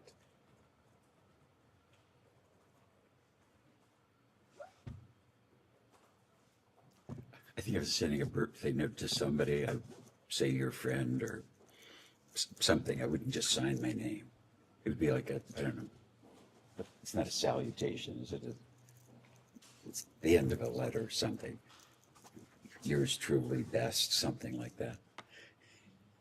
Do you recall ever drawing a pair of women's breasts on any correspondence with any other business associate of yours? No. We can go off the record.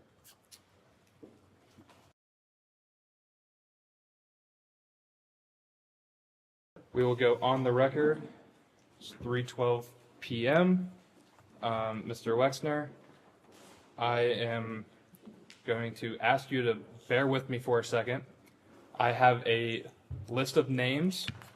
I will ask you one question that applies to the entirety of the list, and you will just answer yes or no. And if you answer yes to one of the names, we will come back to further explore that name. Does that make sense? I think so. Let's try it, see how it works.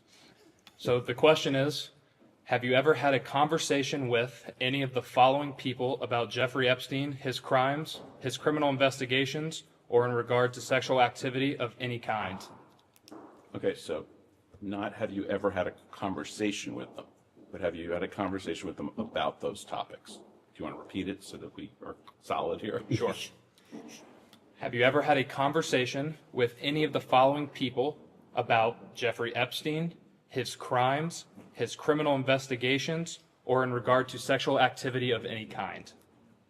The first name is Ghislaine Maxwell. No. Richard Kahn. No. Darren Endyke. No. Sarah Kellen. No. Leslie Groff. No. Nadia Marcinkova. No. Kathy Rumler. No. Andrew Mountbatten Windsor, formerly Prince Andrew. No.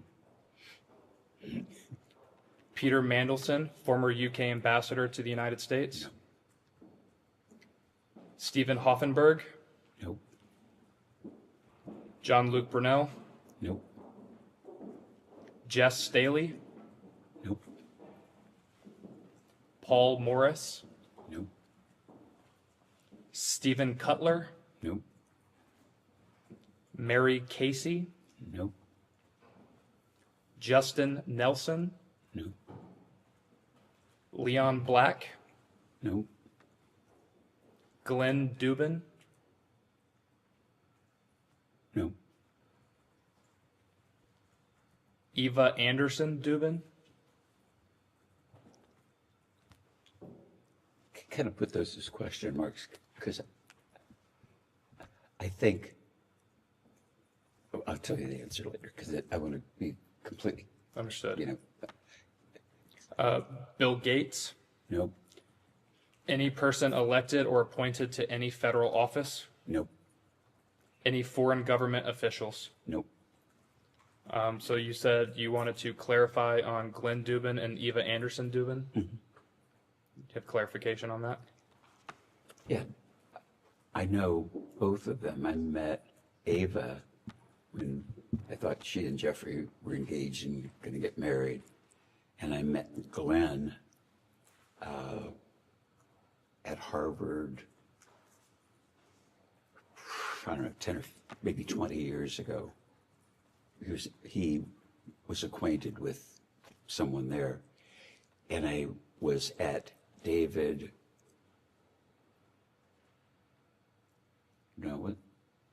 it might have been David Gergen's funeral, something like that. And I saw them and I hadn't seen them in, I don't know, 10 or 15 years.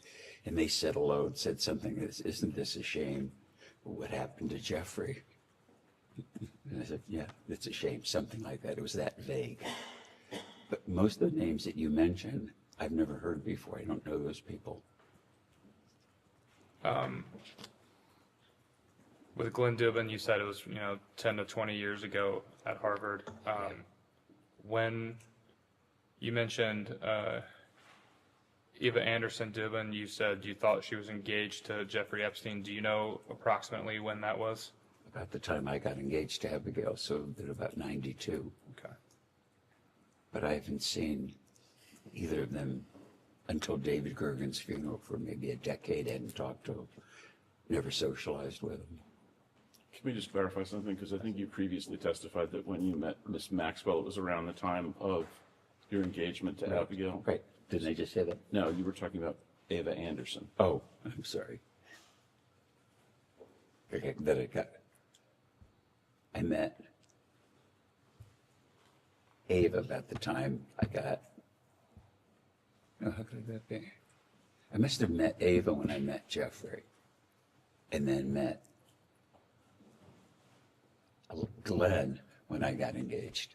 That's So Ava would have been 10 years before. early to mid 80s. Yeah, whatever it was. And I think I was only with her once. With them once.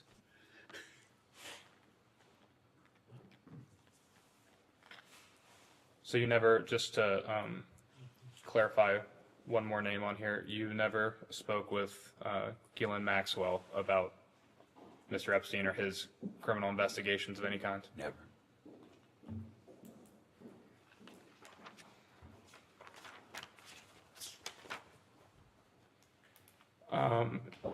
It had come out a few years ago now that Ohio State University did a review of their donations, and they identified a little over $300,000 in donations directly from Mr. Epstein and one of his foundations. Ohio State also reported a gift of approximately $2.5 million from the COUQ Foundation, which is another entity of Mr. Epstein's. Did you help facilitate any donations from Jeffrey Epstein to Ohio State University? Never.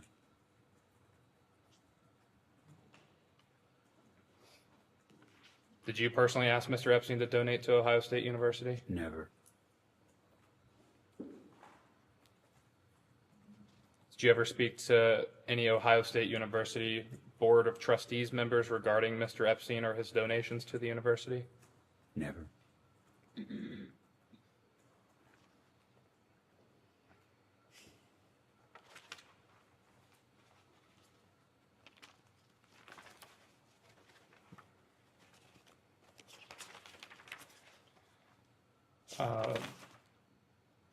We discussed earlier in this deposition around the time frame of 2019 if you had any involvement with law enforcement as they investigated Mr. Epstein for his crimes he was ultimately charged with in New York. Just to clarify, did you speak to any law enforcement agency of any kind regarding Jeffrey Epstein's investigation in New York in 2019? Never. Didn't. No, I don't remember ever talking to any law enforcement agency. Did you ever provide any documentation to any law enforcement agency of any kind regarding Jeffrey Epstein and his investigation in New York in 2019? Not to my knowledge.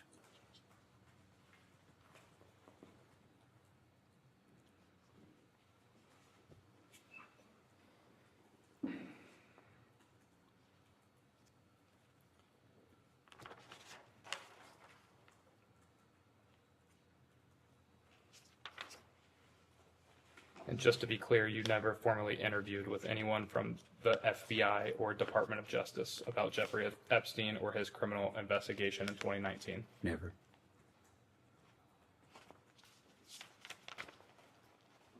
Did Mr. Epstein ever contact you or attempt to contact you after his arrest in 2019? I don't think so. He was dead. Well, before he died? No, I mean dead with me. Understood.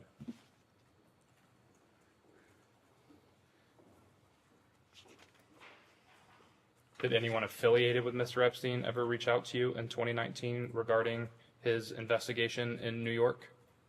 Never. No.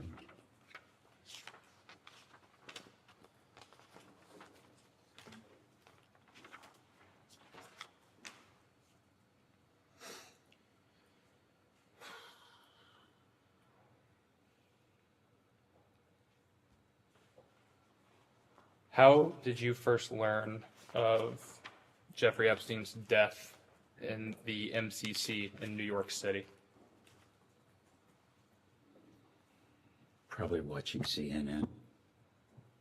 No one directly contacted you about his death? No one ever contacted me about Jeffrey's death. Did you ever have any reason to believe that Mr. Epstein's life was in any sort of danger? No.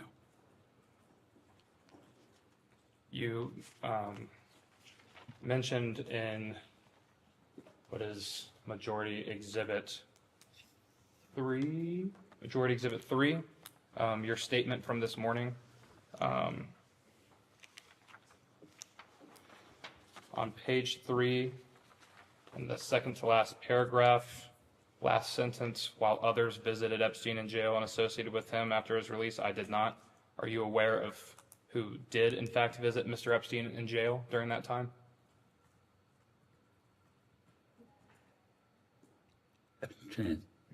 Directly, David Gergen told me he did, after he did. And can you remind us who David Gergen is? David Gergen was professor of practice at the Kennedy School. He was advisor to 4 presidents of the United States, TV personality. And did he tell and you? My friend. Sorry to cut you off. Did Mr. Gergen tell you anything about his visit to Mr. Epstein while he was incarcerated? No, he just told me that he and his wife visited Jeffrey, and he asked me if I did, and I said no, I wouldn't visit that son of a bitch. And asked him why he did.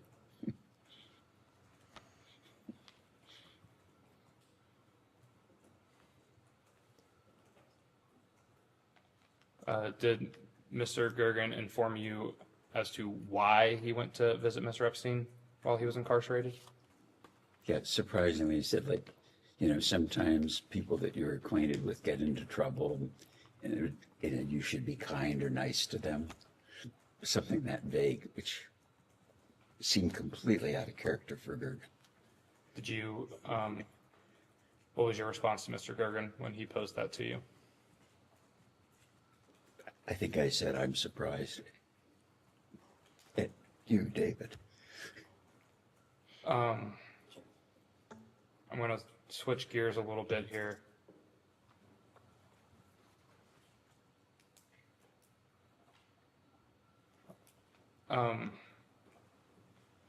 You mentioned that David Gergen was a friend of yours. How do you characterize that Mr. Gergen was a friend? What made him a friend to you?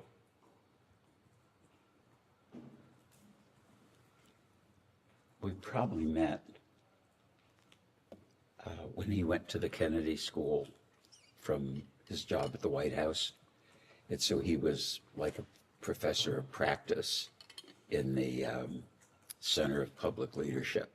And then he became the director of the Center of Public Leadership. And that was one of my main interests is public leadership. And we became friends, and from very different backgrounds. I didn't have much of an education, Yale, Harvard, working in the White House. And we became very close friends. And his wife reminded me after his funeral that we would talk every Sunday. And it's like, I know you might have friends or acquaintances you talk to regularly. I didn't even realize that we did that. We'd share books, talk about what was going on in the world. And it was very much a part of my life. And he was a wonderful person. So he was someone you would communicate with frequently? Well, if I was bitched out about the government, I'd call David, or we'd be talking about what was going on in the CPL, and we were talking about fundraising for CPL or interviewing professors for CPL, and raising money for fellowships. It was pretty much focused about government public interest things, because that we had in common. He was a lawyer, and I sold apparel, so. Would you say that you talked to Mr. Gergen more frequently than you talked to Mr. Epstein, Oh, of yes. course, prior to you and Mr. Epstein terminating your, Yeah, I talked to him more regularly. I wouldn't have remembered the repetition or the periodicity. Ann Gergen told me that after David's death, how much he looked forward to our Sunday calls. And I don't know, as you get older, sometimes you look back and somebody touches your life and you don't realize, that you're calling him every Sunday. Because I was just, like you brush your teeth every Sunday, I'd call him or he'd call me. apologies, going to switch gears quite a bit here. We were discussing a lot earlier that the property that Mr. Epstein had owned that was, I believe you characterized as adjacent to your property, formerly Jack Kessler's house. When, at any point, did people need to use your gates or go through your property to access that house? No, the properties weren't connected. There's kind of a woods between them and fields. There was no driveway. They were separate. It would be a struggle to walk between the two on foot. Understood. Speaking about your boat design and manufacture and boat launch has been mentioned a couple times here today. Did Mr. Epstein ever travel with you or board your yacht at any point? Not that I recall. Did Miss Maxwell ever travel with you on that boat at any point? Absolutely not. Were there any other boat trips that you and Mr. Epstein would have taken together at any point? None. I don't think I ever went anywhere on that boat without my wife and family. Understood. Do you use any aliases or nicknames when you communicate with people you're associated with? No, less. Sometimes LHW, that's it.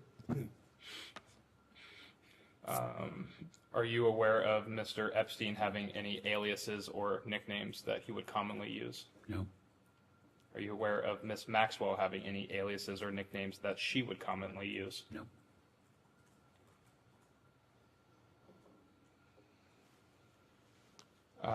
When speaking about your boat, you seemed to be very certain that Miss Maxwell had never taken any type of boat trip with you. Is there a reason why you were more sure about her not attending any boat trips with you? Because it couldn't be, I'm not sure that, I know that Jeffrey didn't take any boat trips with me. That's for sure. And so I might not have perfect recall, but I'm positive he never took any boat trips. So I'm positive that she never took any boat trips because I only saw her a couple times in my life. Understood. Are you aware of, let me back up first. Mr. Epstein did a lot of foreign travel. Would you say that's an accurate statement?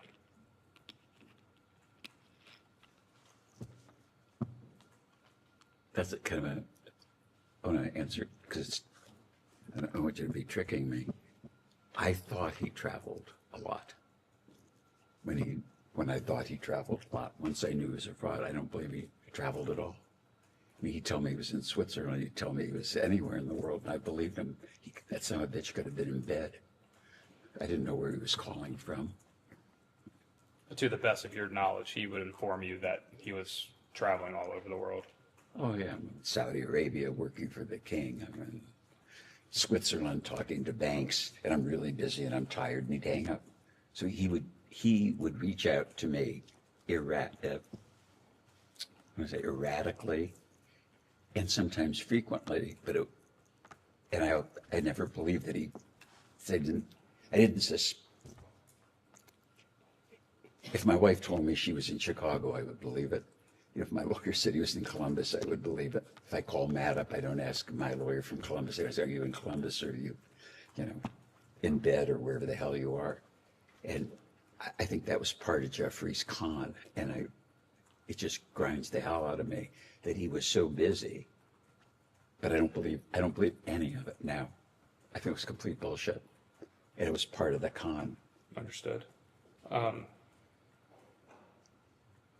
Is it fair to say that Mr. Epstein would flout that he had foreign contacts, whether it be foreign dignitaries or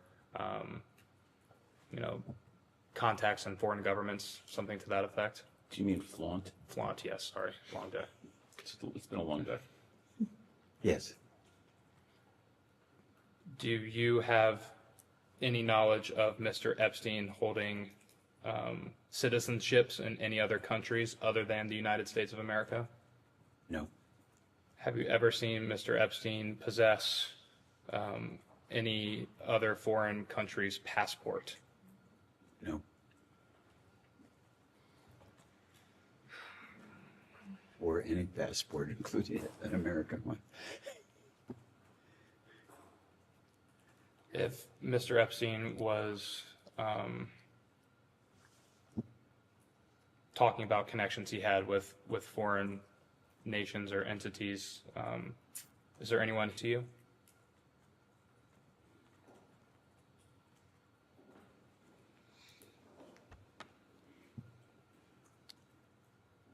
He, over the period of time, mentioned a lot of them, and somebody would repeat at some period, but it's kind of a muddle of, but it was a pretty regular flow, Was there anyone he mentioned more often than others? more often.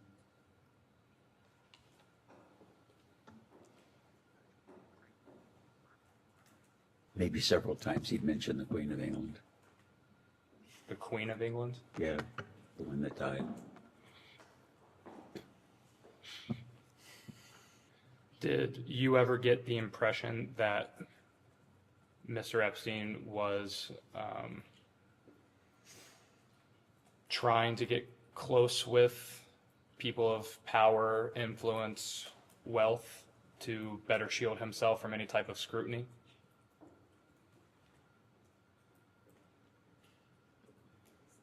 No, it seemed to me that was the milieu that he operated in. And so it made sense to me, in terms of advice he was giving me, that he was dealing with the most sophisticated people, and they were his clients.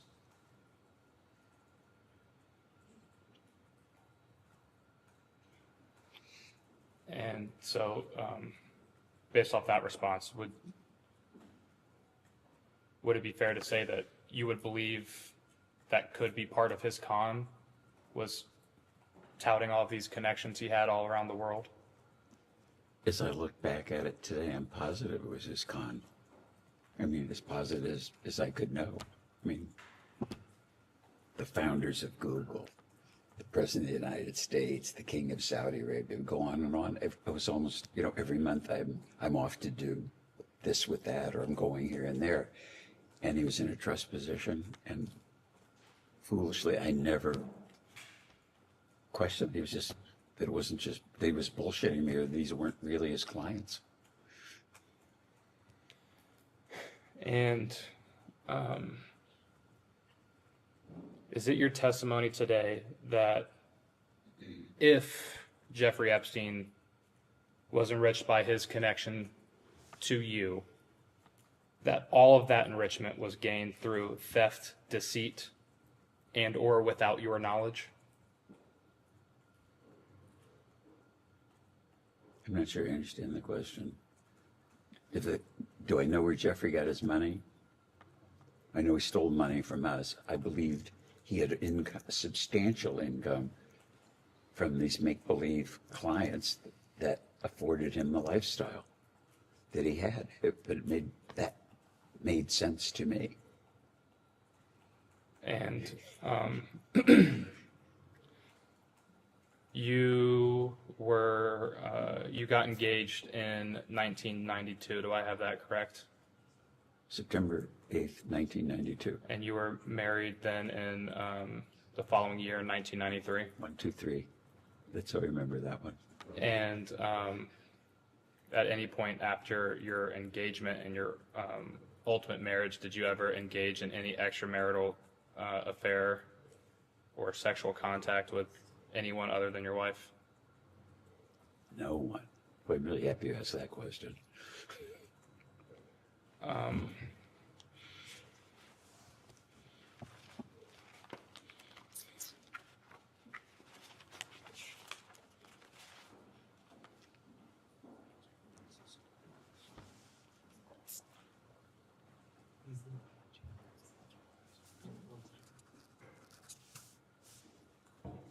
What's that connected to? Oh.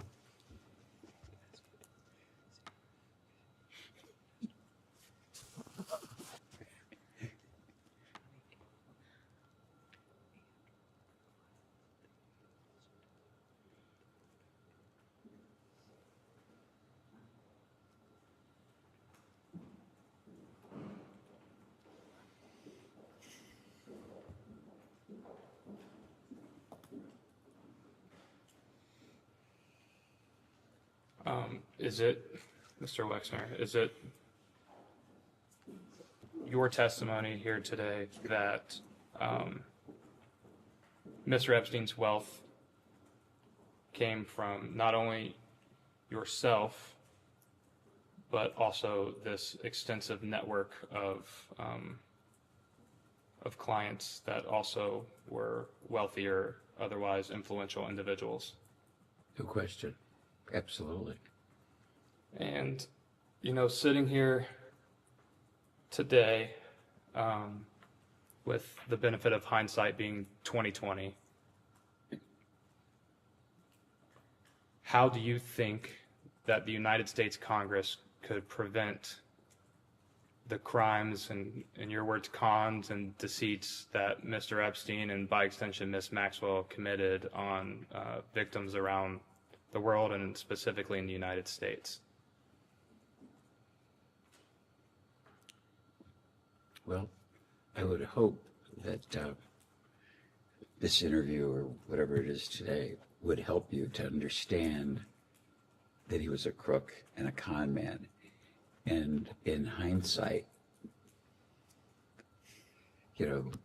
looking back, he would make Bernie Madoff look like a Boy Scout. So complete, so diabolical. I mean, just incredible, sinister. If I were giving the government advice, I'd tell the IRS to look into Jeffrey. He couldn't have made all that money and spent all that money and had the lifestyle he did and be the crook that he was and pay taxes. So if he would do the things that he did to those women and do the things that he did to me, then anything is possible, I believe. And so if Al Capone went to jail for being a crook in tax evasion, it would be so obvious to me today that now that I know Jeffrey's a crook and the things he did and the people he was associated with, there was a lot of money and he got it from a lot of people. I can't believe that he had time to really work because he was playing so goddamn much and I never knew it. If my attorney or your attorney, I don't know if I would assume your attorney, but if you had one, and every time you talked to him and he said, I'm in the office working on your stuff, I don't think you'd run over there to see whether he was working on your stuff or believe that he wasn't in the office. But the con was so just crazy. I mean, I've searched my memory and say, why didn't I pick up clues? And I think he could trick me all over again if I was, if I was in that position of trust with someone like that. Really bad, I think, unbelievable stuff to me now that I look back. People that he said he knew, I believe he knew them. People that he said he worked for or where he went, but you don't do what he did and just rob one bank. You know, I think bank robbers rob a lot of banks. That's how I look at him. Are you aware, did any other individual come to you at any point and make clear to you that they felt they had been defrauded or otherwise wronged by Mr. Epstein in any way? No, and crazily enough, no one ever called for a reference. No one ever called you for a reference? Called for a reference. No one. People would call that he said, like the chief technologist of Google. And then a guy would call up and say he was the chief technologist of Google and I want to build a boat. So somebody says they know the chief technologist. A guy calls you up and says, hello, I'm the chief technologist. I could have been talking to an actor in hindsight. It's just, I don't think I've ever been conned before. I've seen movies about it. It's like, I think if the government really understands that, then a lot of things you'd be able to dig into that, you know, aren't he should be exposed.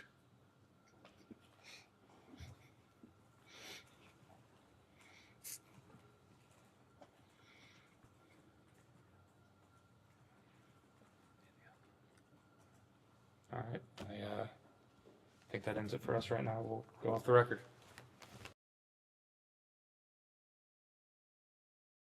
We can go back on the record. I've got just a few sort of individual cleanup questions about things we've talked about earlier. I'll just move through them chronologically, going all the way back to when you first hired Mr. Epstein. If you could just articulate what you recall about what you thought you were getting from him. You described what he ended up doing for you, but what did you understand yourself to be hiring him for at the time?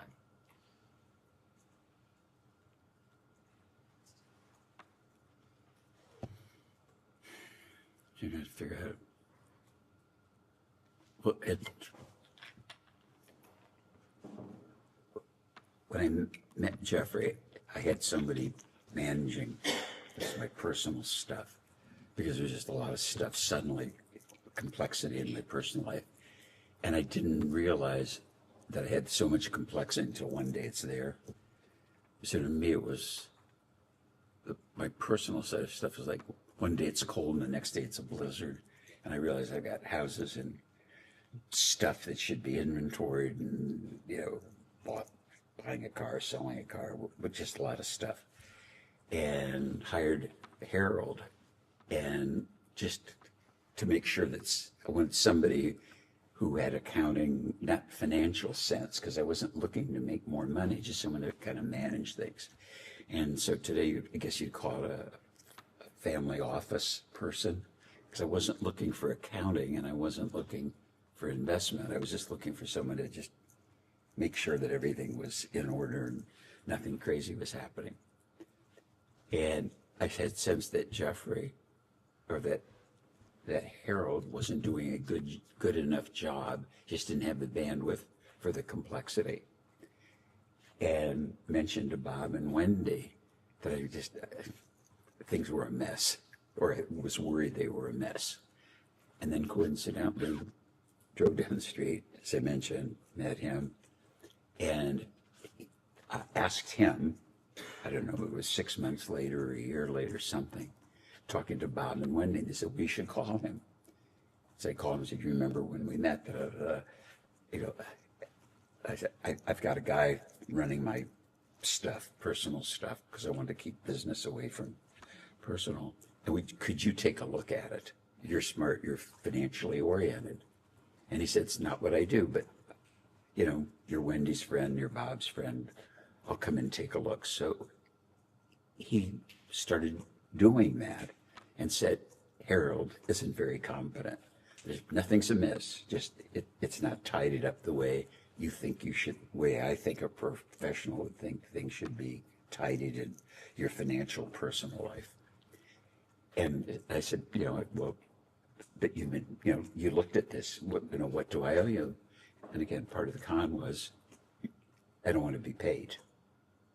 And so after 2 years of him sorting it out, cleaning it out, I thought, started to pay him for the work. And I don't remember what it was at the time, but in terms of professional fees and whatever, I thought it was fair. And that's how it happens. So I think I'm giving a long answer, but to understand in context, because if I just say yes or no, you won't understand it. And I really want this whole group to understand it. And I never would have guessed I was being conned. Never, ever. The deceit was so subtle. Yes, I know. Answer the question. Yeah, okay. I'm sure we all appreciate the stories. We're just Okay. trying to Yeah. answer the questions they actually wanted the answers to. That's very helpful. Thank you. I hope it is. And could I ask you, I think you said in the last hour, it was your understanding that Mr. Epstein, while he was working for you, also had other clients. Is that right? Yes. So would that mean that his work for you, you understood it to be part-time?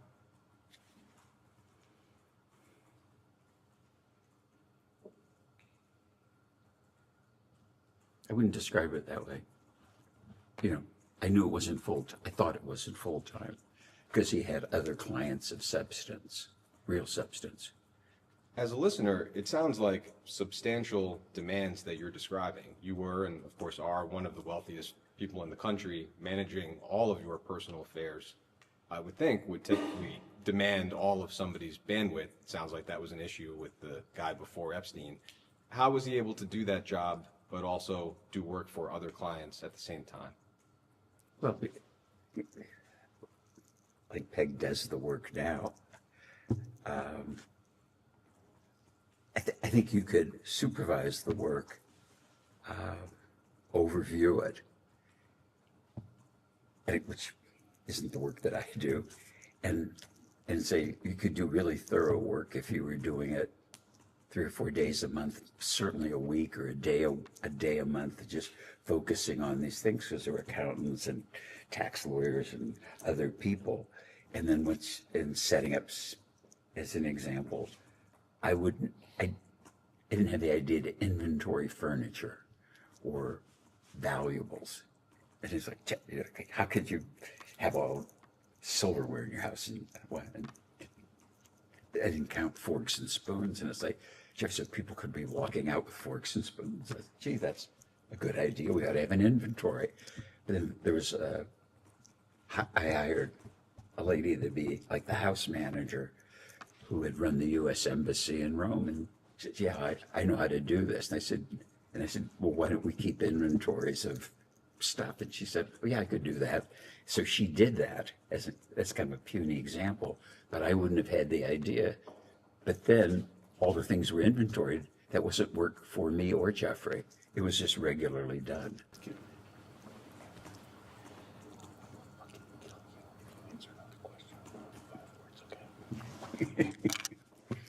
Answer the question. Okay. A discrete question on a different topic. We know that at one point you owned a property in Palm Beach.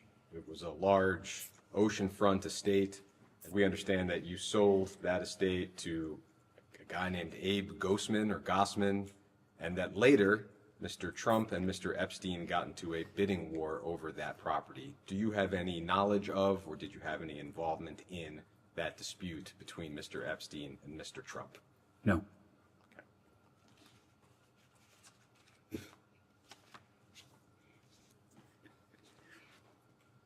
I'd like to touch on a few specific allegations that have been made with respect to Mr. Epstein's crimes.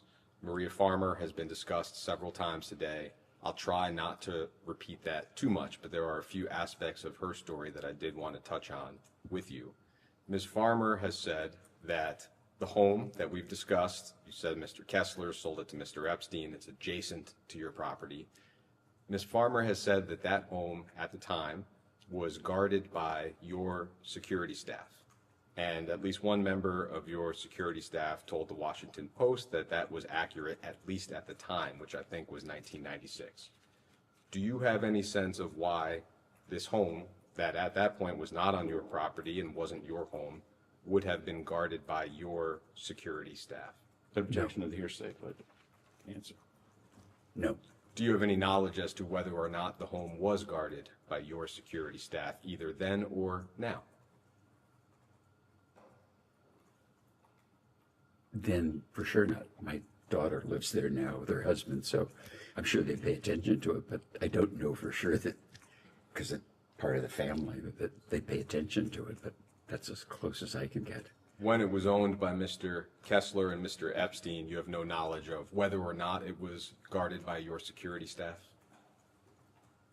I have no knowledge. I would doubt that. It would be frankly fucking impossible. Impossible. Does that sound strange at all? It sounds a little strange to us as readers and listeners that a home that is not yours would be affirmatively guarded by your security. Me too. Ms. Farmer says that she, in the wake of her assault, reached out to the county sheriff's office and that she was told, quote, "We work for Wexner." And the sheriff's office confirmed that at that time they were contracted to assist with your security detail. Do you have any sense of why that would have been the case? Same objection to the hearsay, but answer. No, the closest I could get to that would be sometimes people who work for county security, Columbus Police Force, we would use part-time police, like at entrances or patrolling, but not, they wouldn't have been employees of ours. I mean, so it's possible, but I didn't. It's weird. I don't know the sheriff. Could you elaborate for a moment on what would that part-time role have been? Like a special event? They would be at the entrance? Yeah, it would have been special events.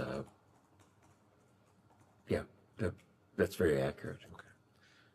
Ms. Farmer says that summer, when she wanted to leave the home, she had to call the main house, your house, and ask for your wife's permission. Do you have any knowledge about whether that's accurate? I doubt that it's accurate, and I have no knowledge. And I think you said earlier, but just to make sure, when did you first become aware of Ms. Farmer's allegations? In the press. Did your security staff or anyone else on your staff ever alert you to any unusual incident or event involving Mr. Epstein at the home that we've been discussing? None. Are you aware of any other incidents related to sexual assault or misconduct where somebody on your property or Mr. Epstein's former property adjacent called the sheriff's office for help? Absolutely not. Not aware. I'd like to touch on Victoria's Secret and Mr. Epstein presenting himself as a recruiter. Again, I know it's been discussed earlier. I'll try to cover new ground to the extent possible. I think you had testified that you were alerted to that issue once. It's been publicly reported that in 1993, President Cynthia Fetus Fields, who was an executive at Victoria's Secret at the time, was alerted that Epstein was holding himself out as a Victoria's Secret scout, and that you were alerted to the problem and, quote, said that you would stop it. Does that sound like the time frame in which you recall being told about the issue? Maybe it didn't. It could have been. I was trying to think when she worked in the business and when she left. But yeah, probably right. I don't know for sure. What do you specifically recall about when you were alerted to the issue? In other words, who approached you and what did they describe specifically?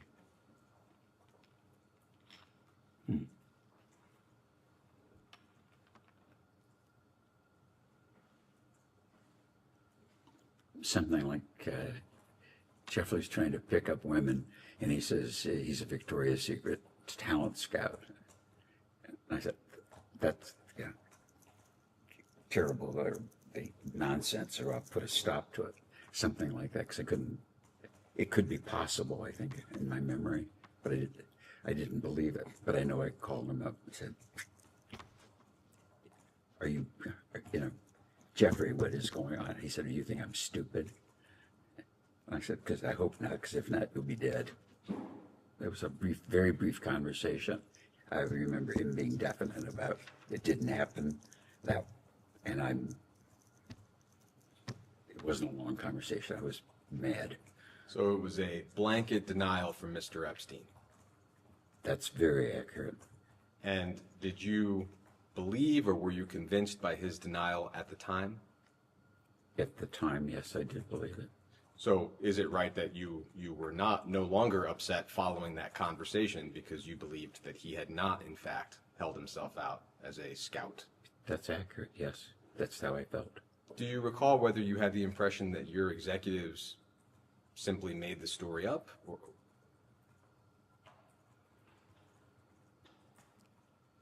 I don't recall, just knowing how I think about things. I probably would have said this is just Jeffrey single. You know, it's a thing to say. A rumor could get started. I got to chase it down because God forbid that anybody was in the business, let alone outside the business, was dating people in the business or dating models or recruiting them or any of the stuff that we now know is true. I would have fired them on the spot. In May 1997, a young woman named Alicia Arden says that she was introduced to a man who identified himself as a talent scout for Victoria's Secret. That was Jeffrey Epstein. Mr. Epstein allegedly invited Miss Arden to his hotel room in Santa Monica, California, to audition for the catalog. When she arrived, Mr. Epstein grabbed her, tried to undress her, and said he wanted to, quote, manhandle her. Miss Arden fled in tears and filed a police report. It's one of the earliest allegations that are known against Mr. Epstein. Yeah. Were you alerted to this sexual assault at the time? Same objection to hearsay, but go ahead. Kind of the same answer. I don't know how I knew about it, and called Jeffrey like, "What the hell's going on, Jeffrey?" And I was like, "Do you think I'm stupid?" Like, this was a bad girl. I was on a date. She made all this stuff up. You don't think I'd behave this way, would you? I hope not. Was probably what I said, because I couldn't believe that anybody that I knew would behave like that. And what you're describing, is that the original single conversation you described earlier, or is that a separate conversation with Mr. Epstein about the issue? I'm a little confused. This question about the lady in the hotel in New York was one conversation, and the notion or the discussion about Jeffrey's interviewing models, I think, was a separate one, and they didn't happen simultaneously. I understand. It sounds like that might have been about 4 years apart from each other. You could tell me 4 years or 4 months. I don't remember. So it sounds like at that point there would have been at least 2 conversations with Mr. Epstein about the broader Victoria's Secret issue. In 2004, a woman named Elizabetta Tai had a similar experience. She was invited to Mr. Epstein's New York home under the impression that he would be able to get her a job as a Victoria's Secret model. Mr. Epstein apparently, allegedly, undressed and handed her a vibrator. Ms. Tai threw the vibrator at his head and ran out of the room. Were you made aware of this allegation at the time? I never heard this story before.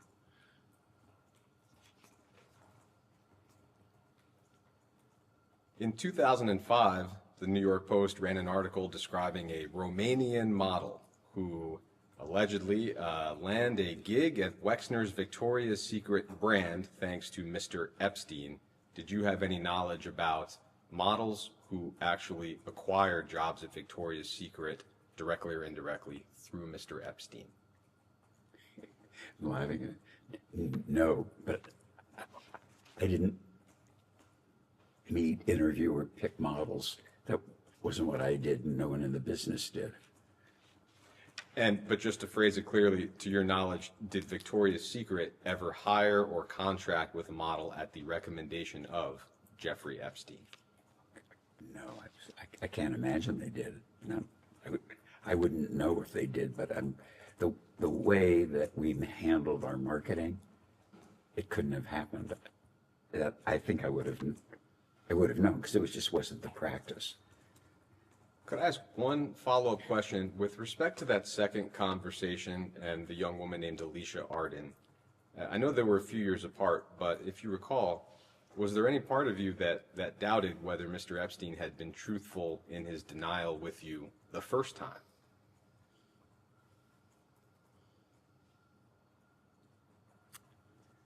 At the time, I don't think I connected them. You can't imagine how busy I was. I was engaged, I was married, I'm running 20 businesses. I never made the connection. And as far as you recall, those are the only 2 times that you were alerted to Mr. Epstein holding himself out as affiliated with Victoria's Secret. Those stories, yeah. It's been reported that following Mr. Epstein's arrest in 2019, the limited company, L Brands, retained 2 different law firms were retained to investigate Epstein's affiliation with the company. We're not aware of those reports ever having been made public. To your knowledge, were those investigations completed? When was it? This would be after the arrest, so in 2019 and 2020. I'm not aware that the board investigated Jeffrey. And I think the first law firm investigation was for the board, broadly speaking, and then some individual board members engaged a law firm to perform a second investigation. But it sounds like you have no knowledge of either investigation. I found out about 2 weeks ago that from one of our ex-board members that he had hired Kroll to investigate Jeffrey, and I never knew it. Could you elaborate on that just a moment? In other words, a board member described what exactly? Well, this was 2 weeks ago. That he was worried about Jeffrey, and he asked Jules Kroll to investigate him.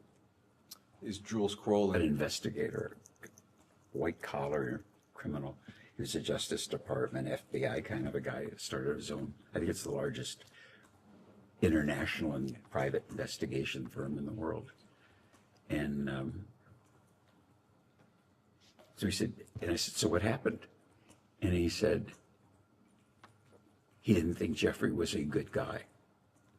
And I said, what else? He said, that's all he would say. He said, just not a good guy. And he said, he asked him for specifics. And Jules said, I don't have any specifics. He's just not a good guy, whatever that meant. Do you recall approximately what time frame the Kroll review was undertaken, or how was it described to you? Well, the way it was described to me is the board member asked Jules Kroll. He didn't tell me it was a board thing.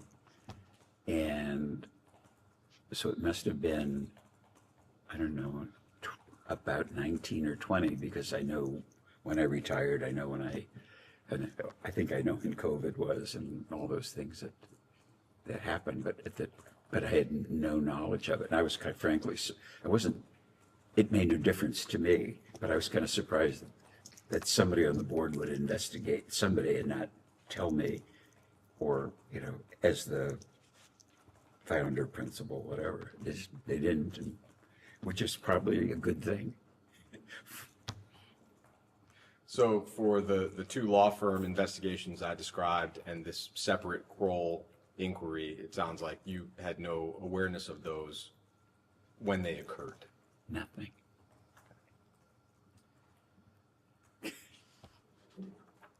I would like to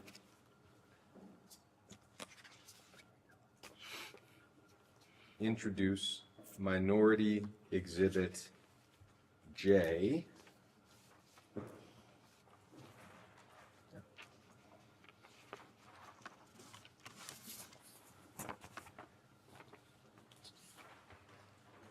Good, one more. Yeah.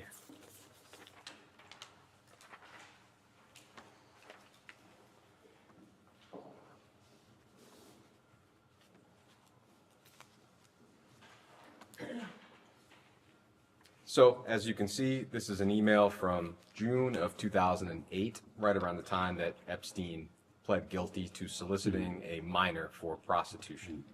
And you said to him, quote, "Abigail told me the result.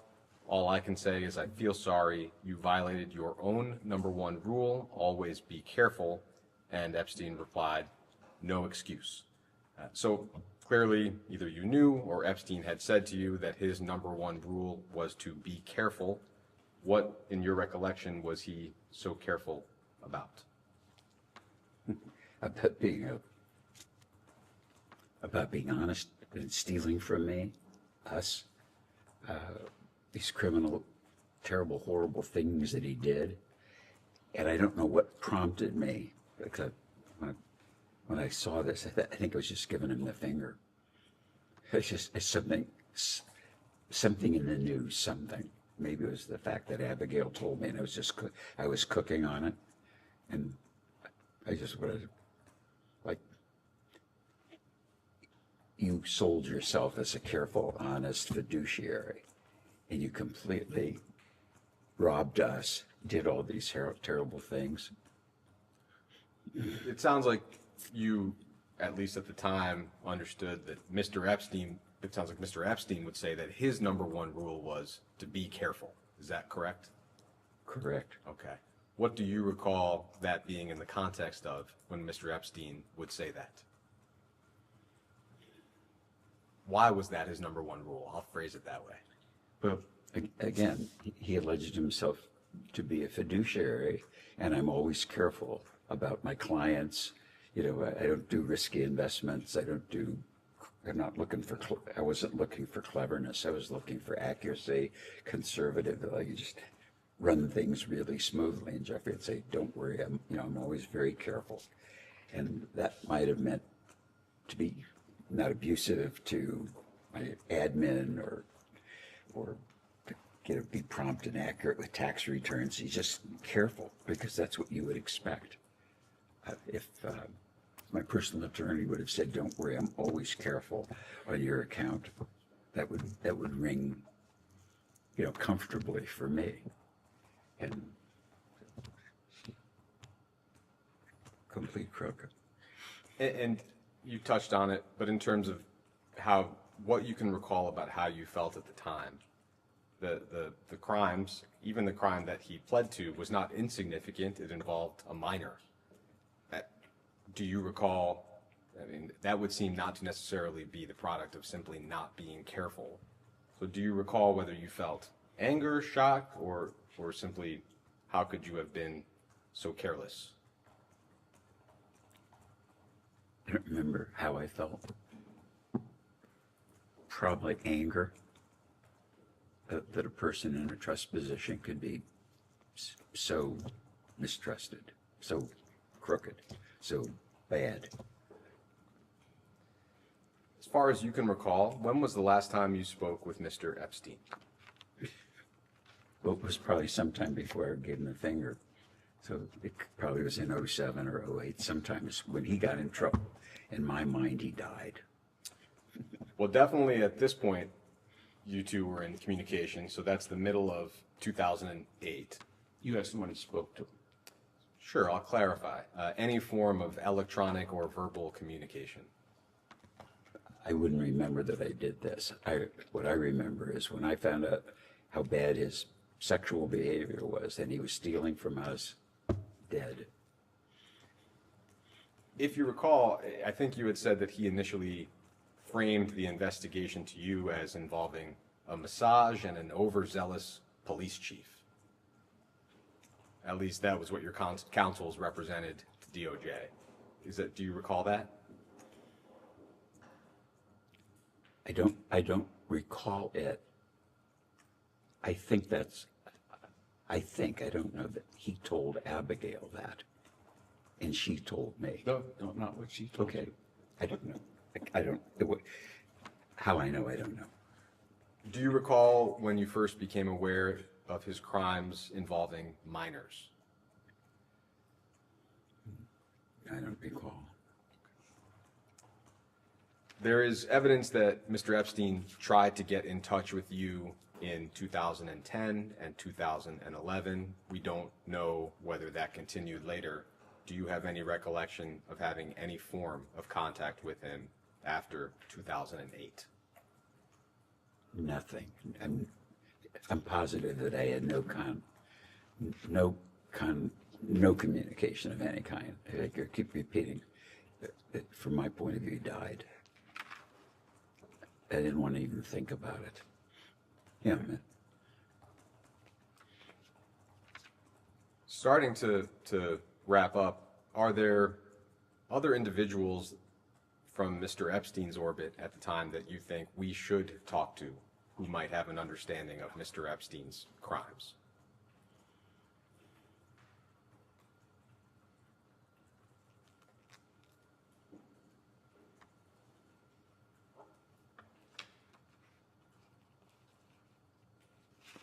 What I'm thinking is that he referenced several people that I never met. Do I think they might have information? Possibly, but I don't know whether he made it up or he really did it. Do you recall some examples of people he would reference? Yeah, he'd say, I was in Aspen last week. And I'd say, oh, what were you doing in Aspen? And he said, the family that owns Fidelity in Massachusetts, Johnson. He said, I worked for Abigail Johnson, and I was there, talking to her about their family situation. But he could have been making that up. But at the time, I said, geez, he works for the Johnson family. They're pretty sophisticated. He would talk about the founders of Google, that they were friends, and he'd visit them. He would talk about, you got to come out to San Francisco. You should meet the Amazon guy. Bezos. And I said, no, I'm not too busy, and I'm interested, and I don't do what he does. And I said, but he's really a smart guy. You should meet him. I said, if I'm ever in San Francisco, I'll look him up. I'm too busy. Trying to think if there's any others. The Google guys. But I never met them. I never met Abigail Johnson. But I know the name.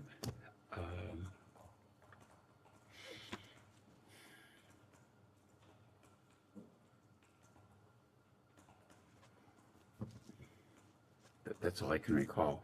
But there were so many names dropped that, and I don't know, I don't know as much interest in celebrities, political celebrities or whatever's. He was just like, I know so-and-so, or I know so-and-so.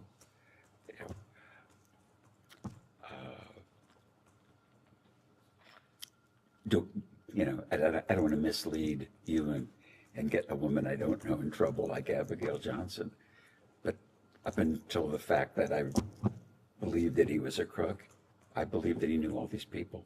Do you recall whether he ever described anybody as his closest personal friends? Do you have an understanding of who his close friends would be?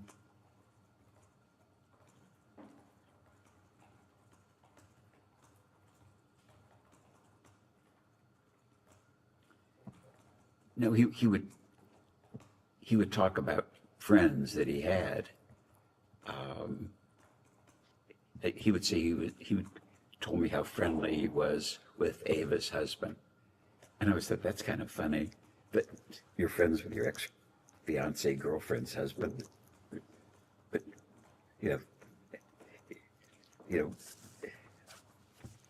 was stuff like that. Did I believe that he knew Clinton? No, I didn't believe it.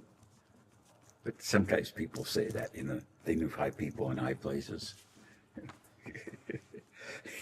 Do you have any reflections as we close this conversation, whether it's on your relationship with Mr. Epstein or the pain and suffering that he and his accomplices inflicted on countless victims and survivors, largely with your resources? Any reflections of any kind on the entire topic? Objection assumes the fact not in evidence. Well, I believe he had a lot of resources beside mine.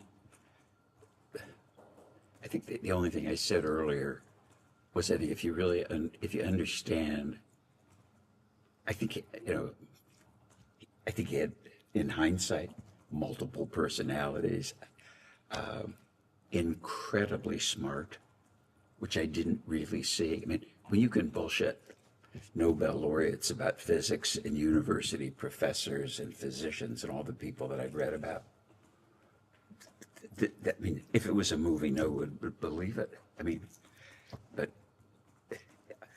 what I read about him and the connections is so, and I think that the perspective to understand it would be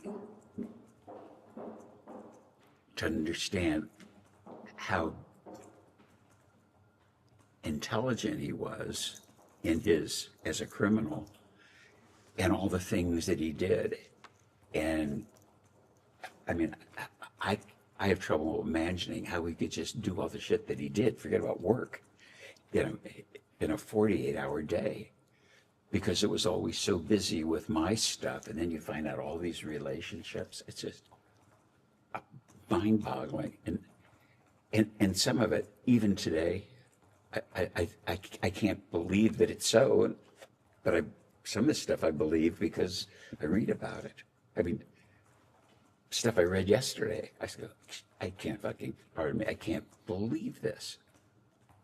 And I think to understand it, the criminal activities, all this stuff, it's like, I hope you guys are really good. And I, as I said earlier, I hope, probably the dismay of my advisors to give you an accurate picture of how I am and how he was, how I perceived him. And I mean, diabolical isn't a big enough word. And I think I said early, Bernie Madoff was a Boy Scout compared to Jeffrey. I mean, if I just believe what I read in the press about people that he contacted, university presidents, Gergen, my friend, I mean, it's just crazy. But he was beyond perfect or good at doing all the shit that he did. It's just, I think it's the rumor and innuendo that goes around me makes me very mad, because I think I'm a very straight arrow and a very responsible person. I don't want to give you a speech on my virtue, but I'm comfortable in my own skin. And I look at, I say, it's so preposterous to me what he got away with so long with so many people, that I can't imagine how a mind could do that and be robbing banks. It's crazy. Thank you. And then one last question. I think your counsels represented to DOJ that your assets accounted for virtually all of Mr. Epstein's wealth. Sounds like you don't agree with that? I wouldn't know it. But I really don't know what his wealth is. But, island house, all that lifestyle, buying people's gifts, and it would seem to me that having a good sense of how much money now he probably stole from us, or more than that, that we don't even know about yet, because it was disguised. I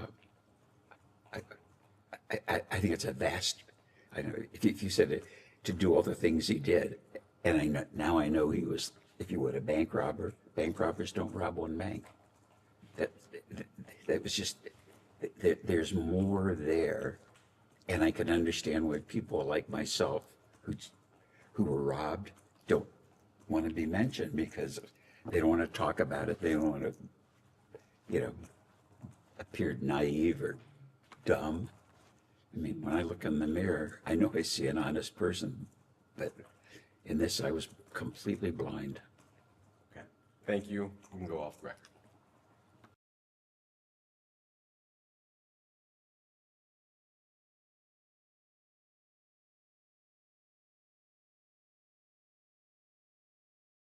Will go on the record. This is a deposition of Mr. Leslie H. Wexner conducted by the House Committee on Oversight and Government Reform under the authority granted to it pursuant to House Rule 10. Accordingly, House Rule 10 grants the committee broad jurisdiction for the committee to conduct investigations of any matter at any time. On January 7th, 2026, the committee voted to approve a motion directing the chairman to authorize and issue a subpoena to you for a deposition. On January 23rd, 2026, Chairman Comer issued a subpoena for Mr. Wexner to appear today for a deposition in furtherance of the committee's investigation into the actions and investigations of Mr. Jeffrey Epstein and Ms. Ghislaine Maxwell. I will enter the subpoena and corresponding cover letter as Exhibit 1. The committee noticed the deposition for Mr. Wexner on February 9th, 2026. I will enter the notice for this deposition as Exhibit 2.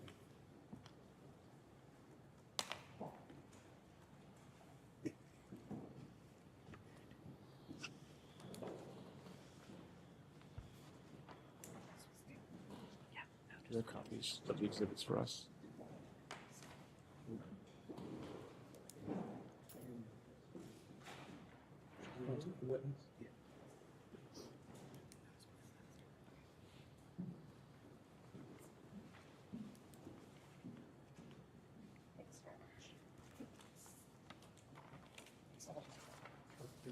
I got it.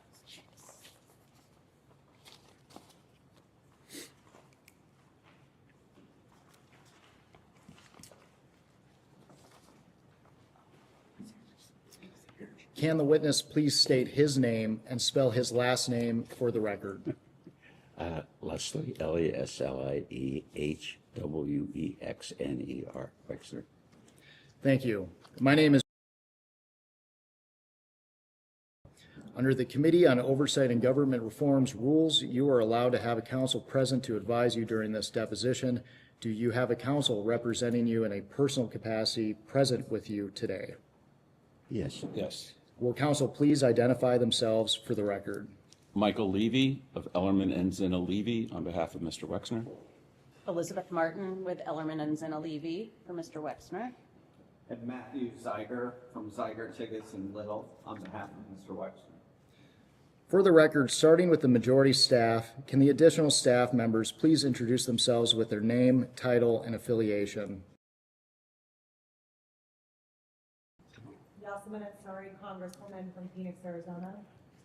Ralph Garcia, Ranking Member, Oversight Committee. That's in the private census area. Thank you all. Mr. Wexner, before we begin, I would like to go over the ground rules for this deposition. The questioning will proceed in rounds. The majority will ask questions for an hour, and then the minority will have an opportunity to ask questions for an hour if they choose. To the extent members have questions for the witness, they will be propounded during their side's respective rounds. The clock will stop if you need to confer with counsel. Your counsel is speaking, and when members or staff are speaking during the opposing side's rounds of questions. We will alternate back and forth until there are no more questions. Do you understand? I think so. There is a court reporter taking down everything I say and everything you say to make a written record of the interview. For the record to be clear, please wait until the staffer questioning you finishes each question before you begin your answer, and the staffer will wait until you finish your response before proceeding to the next question. Further, to ensure the court reporter can properly record this deposition, please speak clearly, concisely, and slowly. Also, the court reporter cannot record nonverbal answers such as nodding or shaking your head, so it is important that you answer each question with an audible verbal answer. Do you understand? Yes, I do. Exhibits may be entered into the record. Majority exhibits will be identified numerically. Minority exhibits will be identified alphabetically. Do you understand? Yes. We want you to answer our questions in the most complete and truthful manner possible, so we will take our time. If you have any questions or do not fully understand the question, please let us know. We will attempt to clarify, add context to, or rephrase our questions. We ask about specific conversations or events in the past, and you are unable to recall the exact words or details. You should testify to the substance of those conversations or events to the best of your recollection. If you recall only a part of a conversation or event, you should give us your best recollection of those events or parts of the conversations that you do recall. Do you understand? I think I do. You are required by law to answer questions from Congress truthfully. This also applies to questions posed by congressional staff in this deposition. Do you understand? Yes. If at any time you knowingly make false statements, you could be subject to criminal prosecution, including but not limited to perjury. Do you understand? Yes. This includes both knowingly providing false testimony, but also stating that you do not recall or remember something when in fact you do. Do you understand? Yes, of course. Furthermore, you cannot tell half-truths or exclude information necessary to make the statements accurate. You are required to provide all information that would make your response truthful. A deliberate failure to disclose information can constitute a false statement. Do you understand? Yes. Is there any reason you are unable to provide truthful testimony in today's interview? No. None. Please note, if you wish to assert a privilege over any statement today, that assertion must comply with the rules of the Committee on Oversight and Government Reform. Pursuant to that, Committee Rule 16C1 states, for the chair to consider assertions of privilege over testimony or statements, witnesses or entities must clearly state the specific privilege being asserted and the reason for the assertion on or before the scheduled date of testimony or appearance. For the purposes of this deposition, objections must be stated concisely and in a non-argumentative and non-suggestive manner. If the witness refuses to answer a question to preserve a privilege, the committee may seek a ruling from the chair. If the chair overrules any such objection, the witness shall be ordered to answer. If the witness continues to refuse to answer a question despite being ordered to do so, the witness may be subject to sanction. Do you understand? Yes. Ordinarily, we take a 5-minute break at the end of each hour of questioning, but if you need a longer break or a break before that, please let us know and we will be happy to accommodate. However, to the extent that there is a pending question, we would ask that you finish answering the question before we take a break. Do you understand? Yes. Finally, I will note for everyone here today that the contents of what we discuss in the deposition is confidential under the House Deposition Regulation. Under the rules, the chairman and ranking minority member shall consult before any release of testimony or transcripts, including portions thereof. This means it is a violation of House and committee rules to disclose contents of this deposition prior to its official release. For this reason, the marked exhibits that we will use today will remain with the court reporter so that they can go into the official transcript, and any copies of those exhibits will be kept at the table or returned to us when we wrap up. Can the reporter please swear in the witness? Will you raise your right hand for me, please? Do you solemnly declare and affirm under penalty of perjury that the testimony you're about to give will be the truth, the whole truth, and nothing but the truth? Absolutely. Do you have any questions before we begin? I'd like a cup of hot coffee. Do you mind? No. Some could get it, but We can go off the record. Yeah. We will go back on the record. Another member of Congress joined. Can he please identify himself for the record? Dave Mann, California 47. Thank you for being here. Dave Mann out of California 47. Odd. I'm sorry. Dave Mann Oh, out of California 47. less. Thank you. The time reads 10:17 and the majority's time will begin now. Mr. Wexner, is it true that you submitted a statement to the committee this morning? Yes, I did. I will now enter as Exhibit 1 the statement of Leslie H. It's Exhibit 3 because you've. Exhibit 3, excuse me. Statement of Leslie H. Wexner submitted to the Committee on Oversight and Government Reform, February 18th, 2026.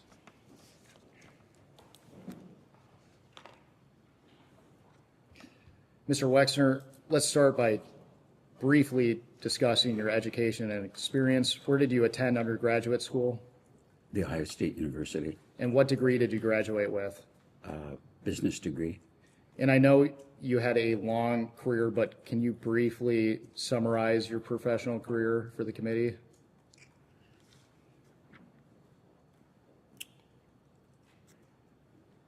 Well, I was raised in a very poor family, and we had no money.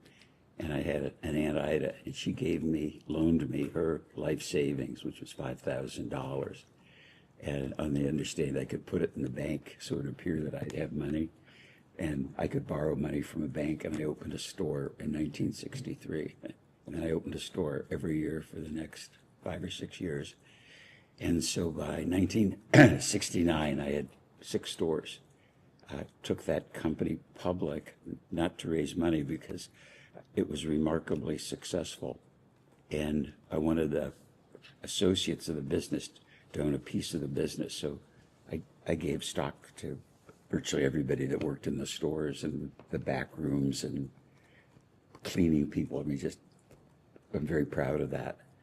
And then opened more stores and more stores, and figured out at one point that there was a limit to how many limited stores I could open. So I invented a second business called Express, and opened up more and more stores. And what the business then turned into was the largest multi-division fashion specialty business in the world. And in hindsight, I kind of invented multi-store, national and international store retailing. And just a remarkable, as I look back, I don't know how I did it, but probably in my lifetime I opened 10,000 stores around the world, probably 20 different brands. So that's what I did. And that's what I did in business. I started to tell you what I do personally, but that's another story. Thank you. Let's move on to your relationship with Mr. Epstein. When did you first meet Jeffrey Epstein? Probably 35 years ago, 40 years ago, I don't remember exactly. And met him through friends. Approximately what year would you have met him?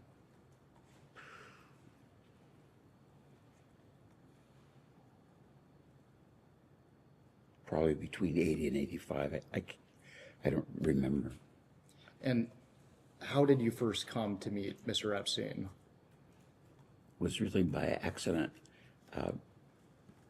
I was friends with a couple, Bob and Wendy Meister, and I was in Florida, and I'd never been to Florida. So they were driving me around, showing me what South Florida looked like, and they showed me the Breakers Hotel, and they were just driving around the driveway, and Bob stopped the car and he said, "There's somebody you should meet, really smart, savvy guy named Jeffrey Epstein." And so they stopped the car. I was sitting in the back seat, and they introduced me to Jeffrey, and we drove off. That was about it. So at that time, you had no knowledge of Mr. Epstein until Mr. Meister introduced you to him? Never heard of him, never saw him, never met him. Did Mr. Meister ever raise any concerns about Mr. Epstein? No, he didn't. And you meet him in Florida. What's your first impression of Mr. Epstein? Kind of a medium, dark-haired guy. I don't remember saying much more hello, shaking his hands, or maybe nodding from the back seat of the car. What was your first impression of Mr. Epstein? He was just a guy, about medium height and with dark hair. At that time, did you have any understanding of what he did for work? No. Did you understand Mr. Epstein to already be wealthy when you met him? No.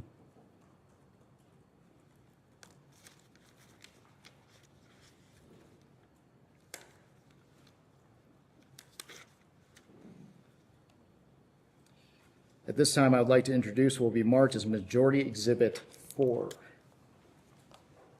This is a Vanity Fair article entitled "Inside Jeffrey Epstein's Bond with Les Wexner" from 2021. The article reports on the origins of your relationship with Mr. Wexner.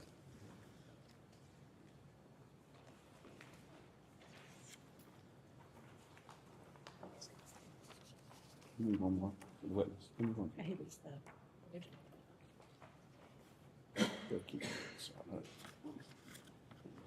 I'll note a hearsay objection for the record. I'm sorry.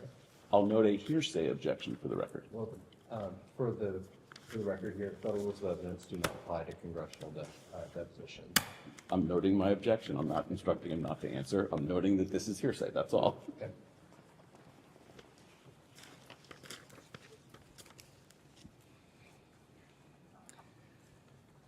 So in the article, it says that you met Epstein sometime around 1986. Consistent with your testimony today, it says that you were introduced by Mr. Macer.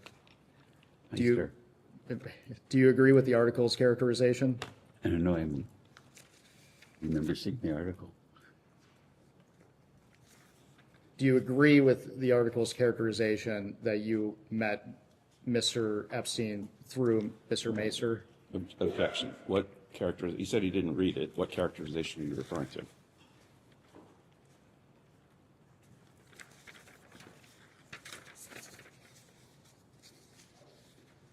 Go off the record. So you previously testified that Mr. Macer introduced you to Epstein, is that right? Meister Meister. Bob and Wendy introduced me to Jeffrey Epstein. And at that time, what was your relationship with Bob and Wendy Meister? Well, I met Bob because he was a international insurance broker, and they had our insurance business, and Bob wanted me to meet his wife, and Bob and Wendy became friends.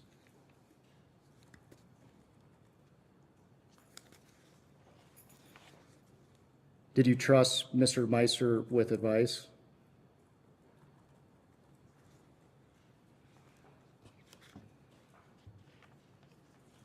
Well, I trusted him with insurance advice because that's what he did. He was the vice chairman of an international insurance company, but I didn't trust him like for business advice or anything beyond the scope of what his profession was. I want to direct your attention to page 9 of the article.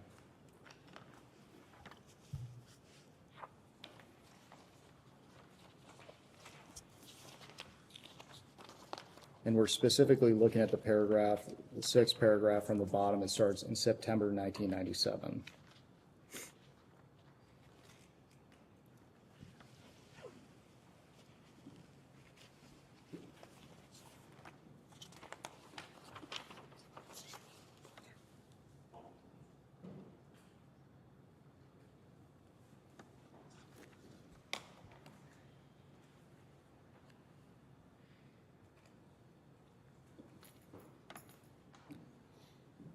And when you're ready, I'll read the relevant. Just let him finish. I just read that paragraph. Yeah. It reads, in September 1997, Wexner celebrated his 60th birthday with a dinner at his Ohio estate. Meister says he used the occasion to once again tell Wexner how untrustworthy Epstein was. My wife and I told him and Abigail hundreds of times to stay away from Epstein. Mr. Wexner, do you recall this occurring? Objection. Double hearsay.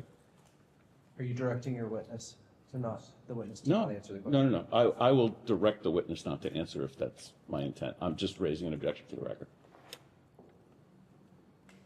I first need to understand this. I never had a birthday party for myself. In fact, I never had birthday parties. My mom and dad just didn't do that. And Abigail's been great because every milestone birthday has been a surprise party. And I think, I don't remember for sure, but the 60th birthday party, if Senator Lieberman was there and Marshall Rose was there, Shimon Peres was there, John Glenn was there, Max Fisher was there.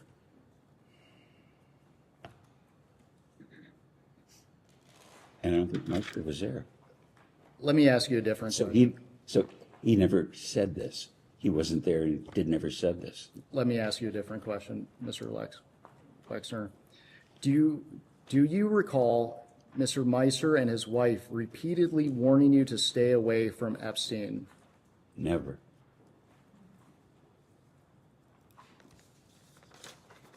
I want to now direct your attention to the 5th page.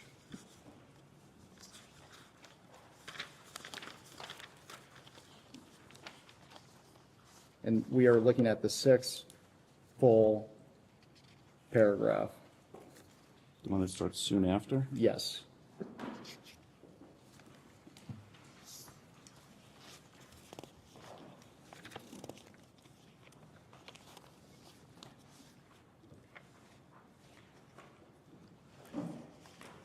I assume it's okay for me to help him identify the right paragraph. Yes.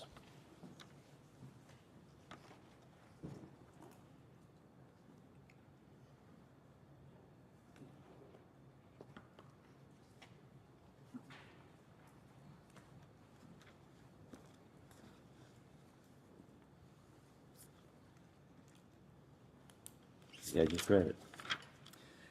For the record, it reads, soon after introducing Wexner and Epstein, Meiser started hearing disturbing stories about Epstein's sexual proclivities. Think of whatever the worst thing anyone could do is, and Epstein did them all, Meiser said.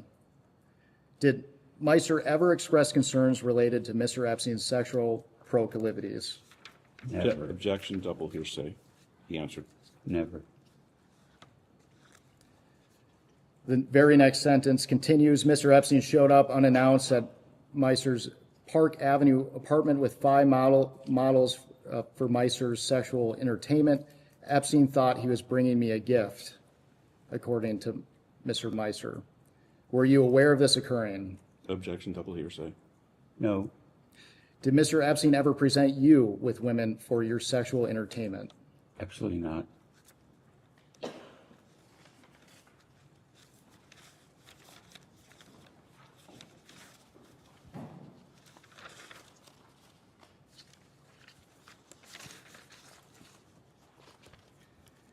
Mr. Wexner, Are we done? Are we done with that exhibit? we are. Mr. Wexner, at any time, did Jeffrey Epstein ever inform or represent to you that he was a part of any intelligence service of any nation, including the United States? Absolutely not. Did you ever learn that he was involved with any intelligence service? Never. Never. Let's move on to talking about Miss Maxwell. When did you first meet Ghislaine Maxwell?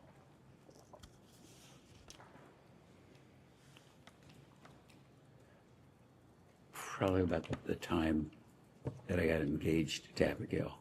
So, must have been about 1990. And do you recall how you met Miss Maxwell? Well, Jeffrey wanted me to meet the person he was going to marry, and I was engaged to Abigail. And period. Do you have any recollection of where you met Miss Maxwell? No. And based on your testimony, is it fair to say that Mr. Epstein introduced you to Maxwell?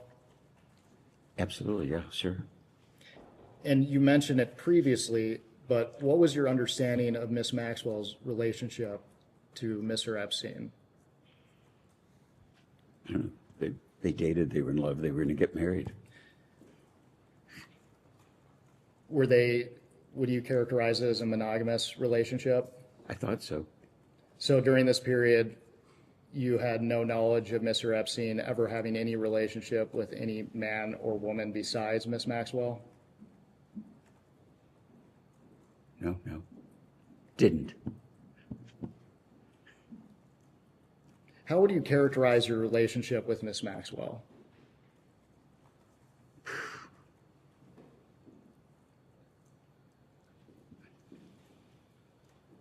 Like, Wendy Meister was Bob's wife, and we were friendly and friends. I met Ghislaine Maxwell because she was Jeffrey's girlfriend, fiance. It never went beyond that. I knew she was smart. I think she was an honors graduate of Cambridge or something. So she was like, spoke with an English accent. So I thought he was really lucky because he finally met somebody that was really smart and nice. And you said that Miss Maxwell was Epstein's fiance, so it was your understanding that they were engaged to be married? I don't remember if they were engaged to be married or they were planning to get married, but I was engaged and they talked about they were going to get married, so I don't know if it was engagement or just they both agreed. During your relationship with Miss Maxwell, how often did you see her? Very few times.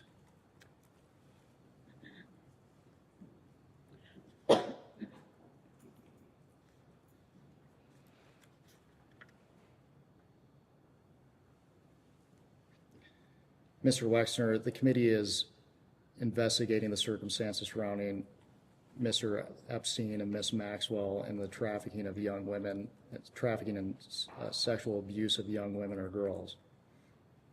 Did Miss Maxwell ever introduce you to any young woman or girl?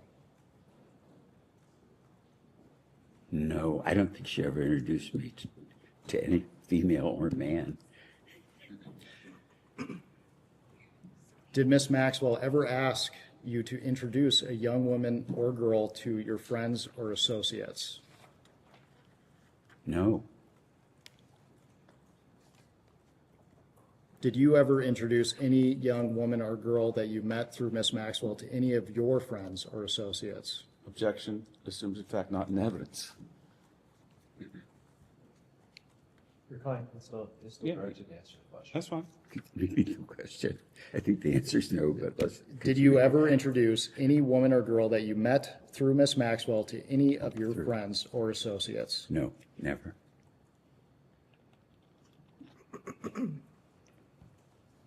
Did Miss Maxwell ever visit your home in New Albany, Ohio? I don't recall.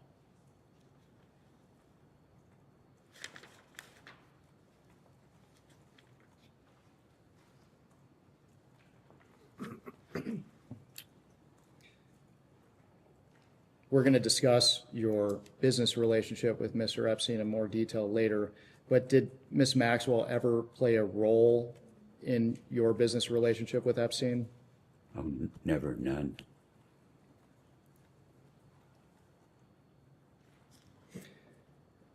During your relationship with Miss Maxwell, did she ever represent or inform you that she was a part of any intelligence service of any nation, including the United States? No. Did you ever meet Ghislaine's father, Robert Maxwell? No.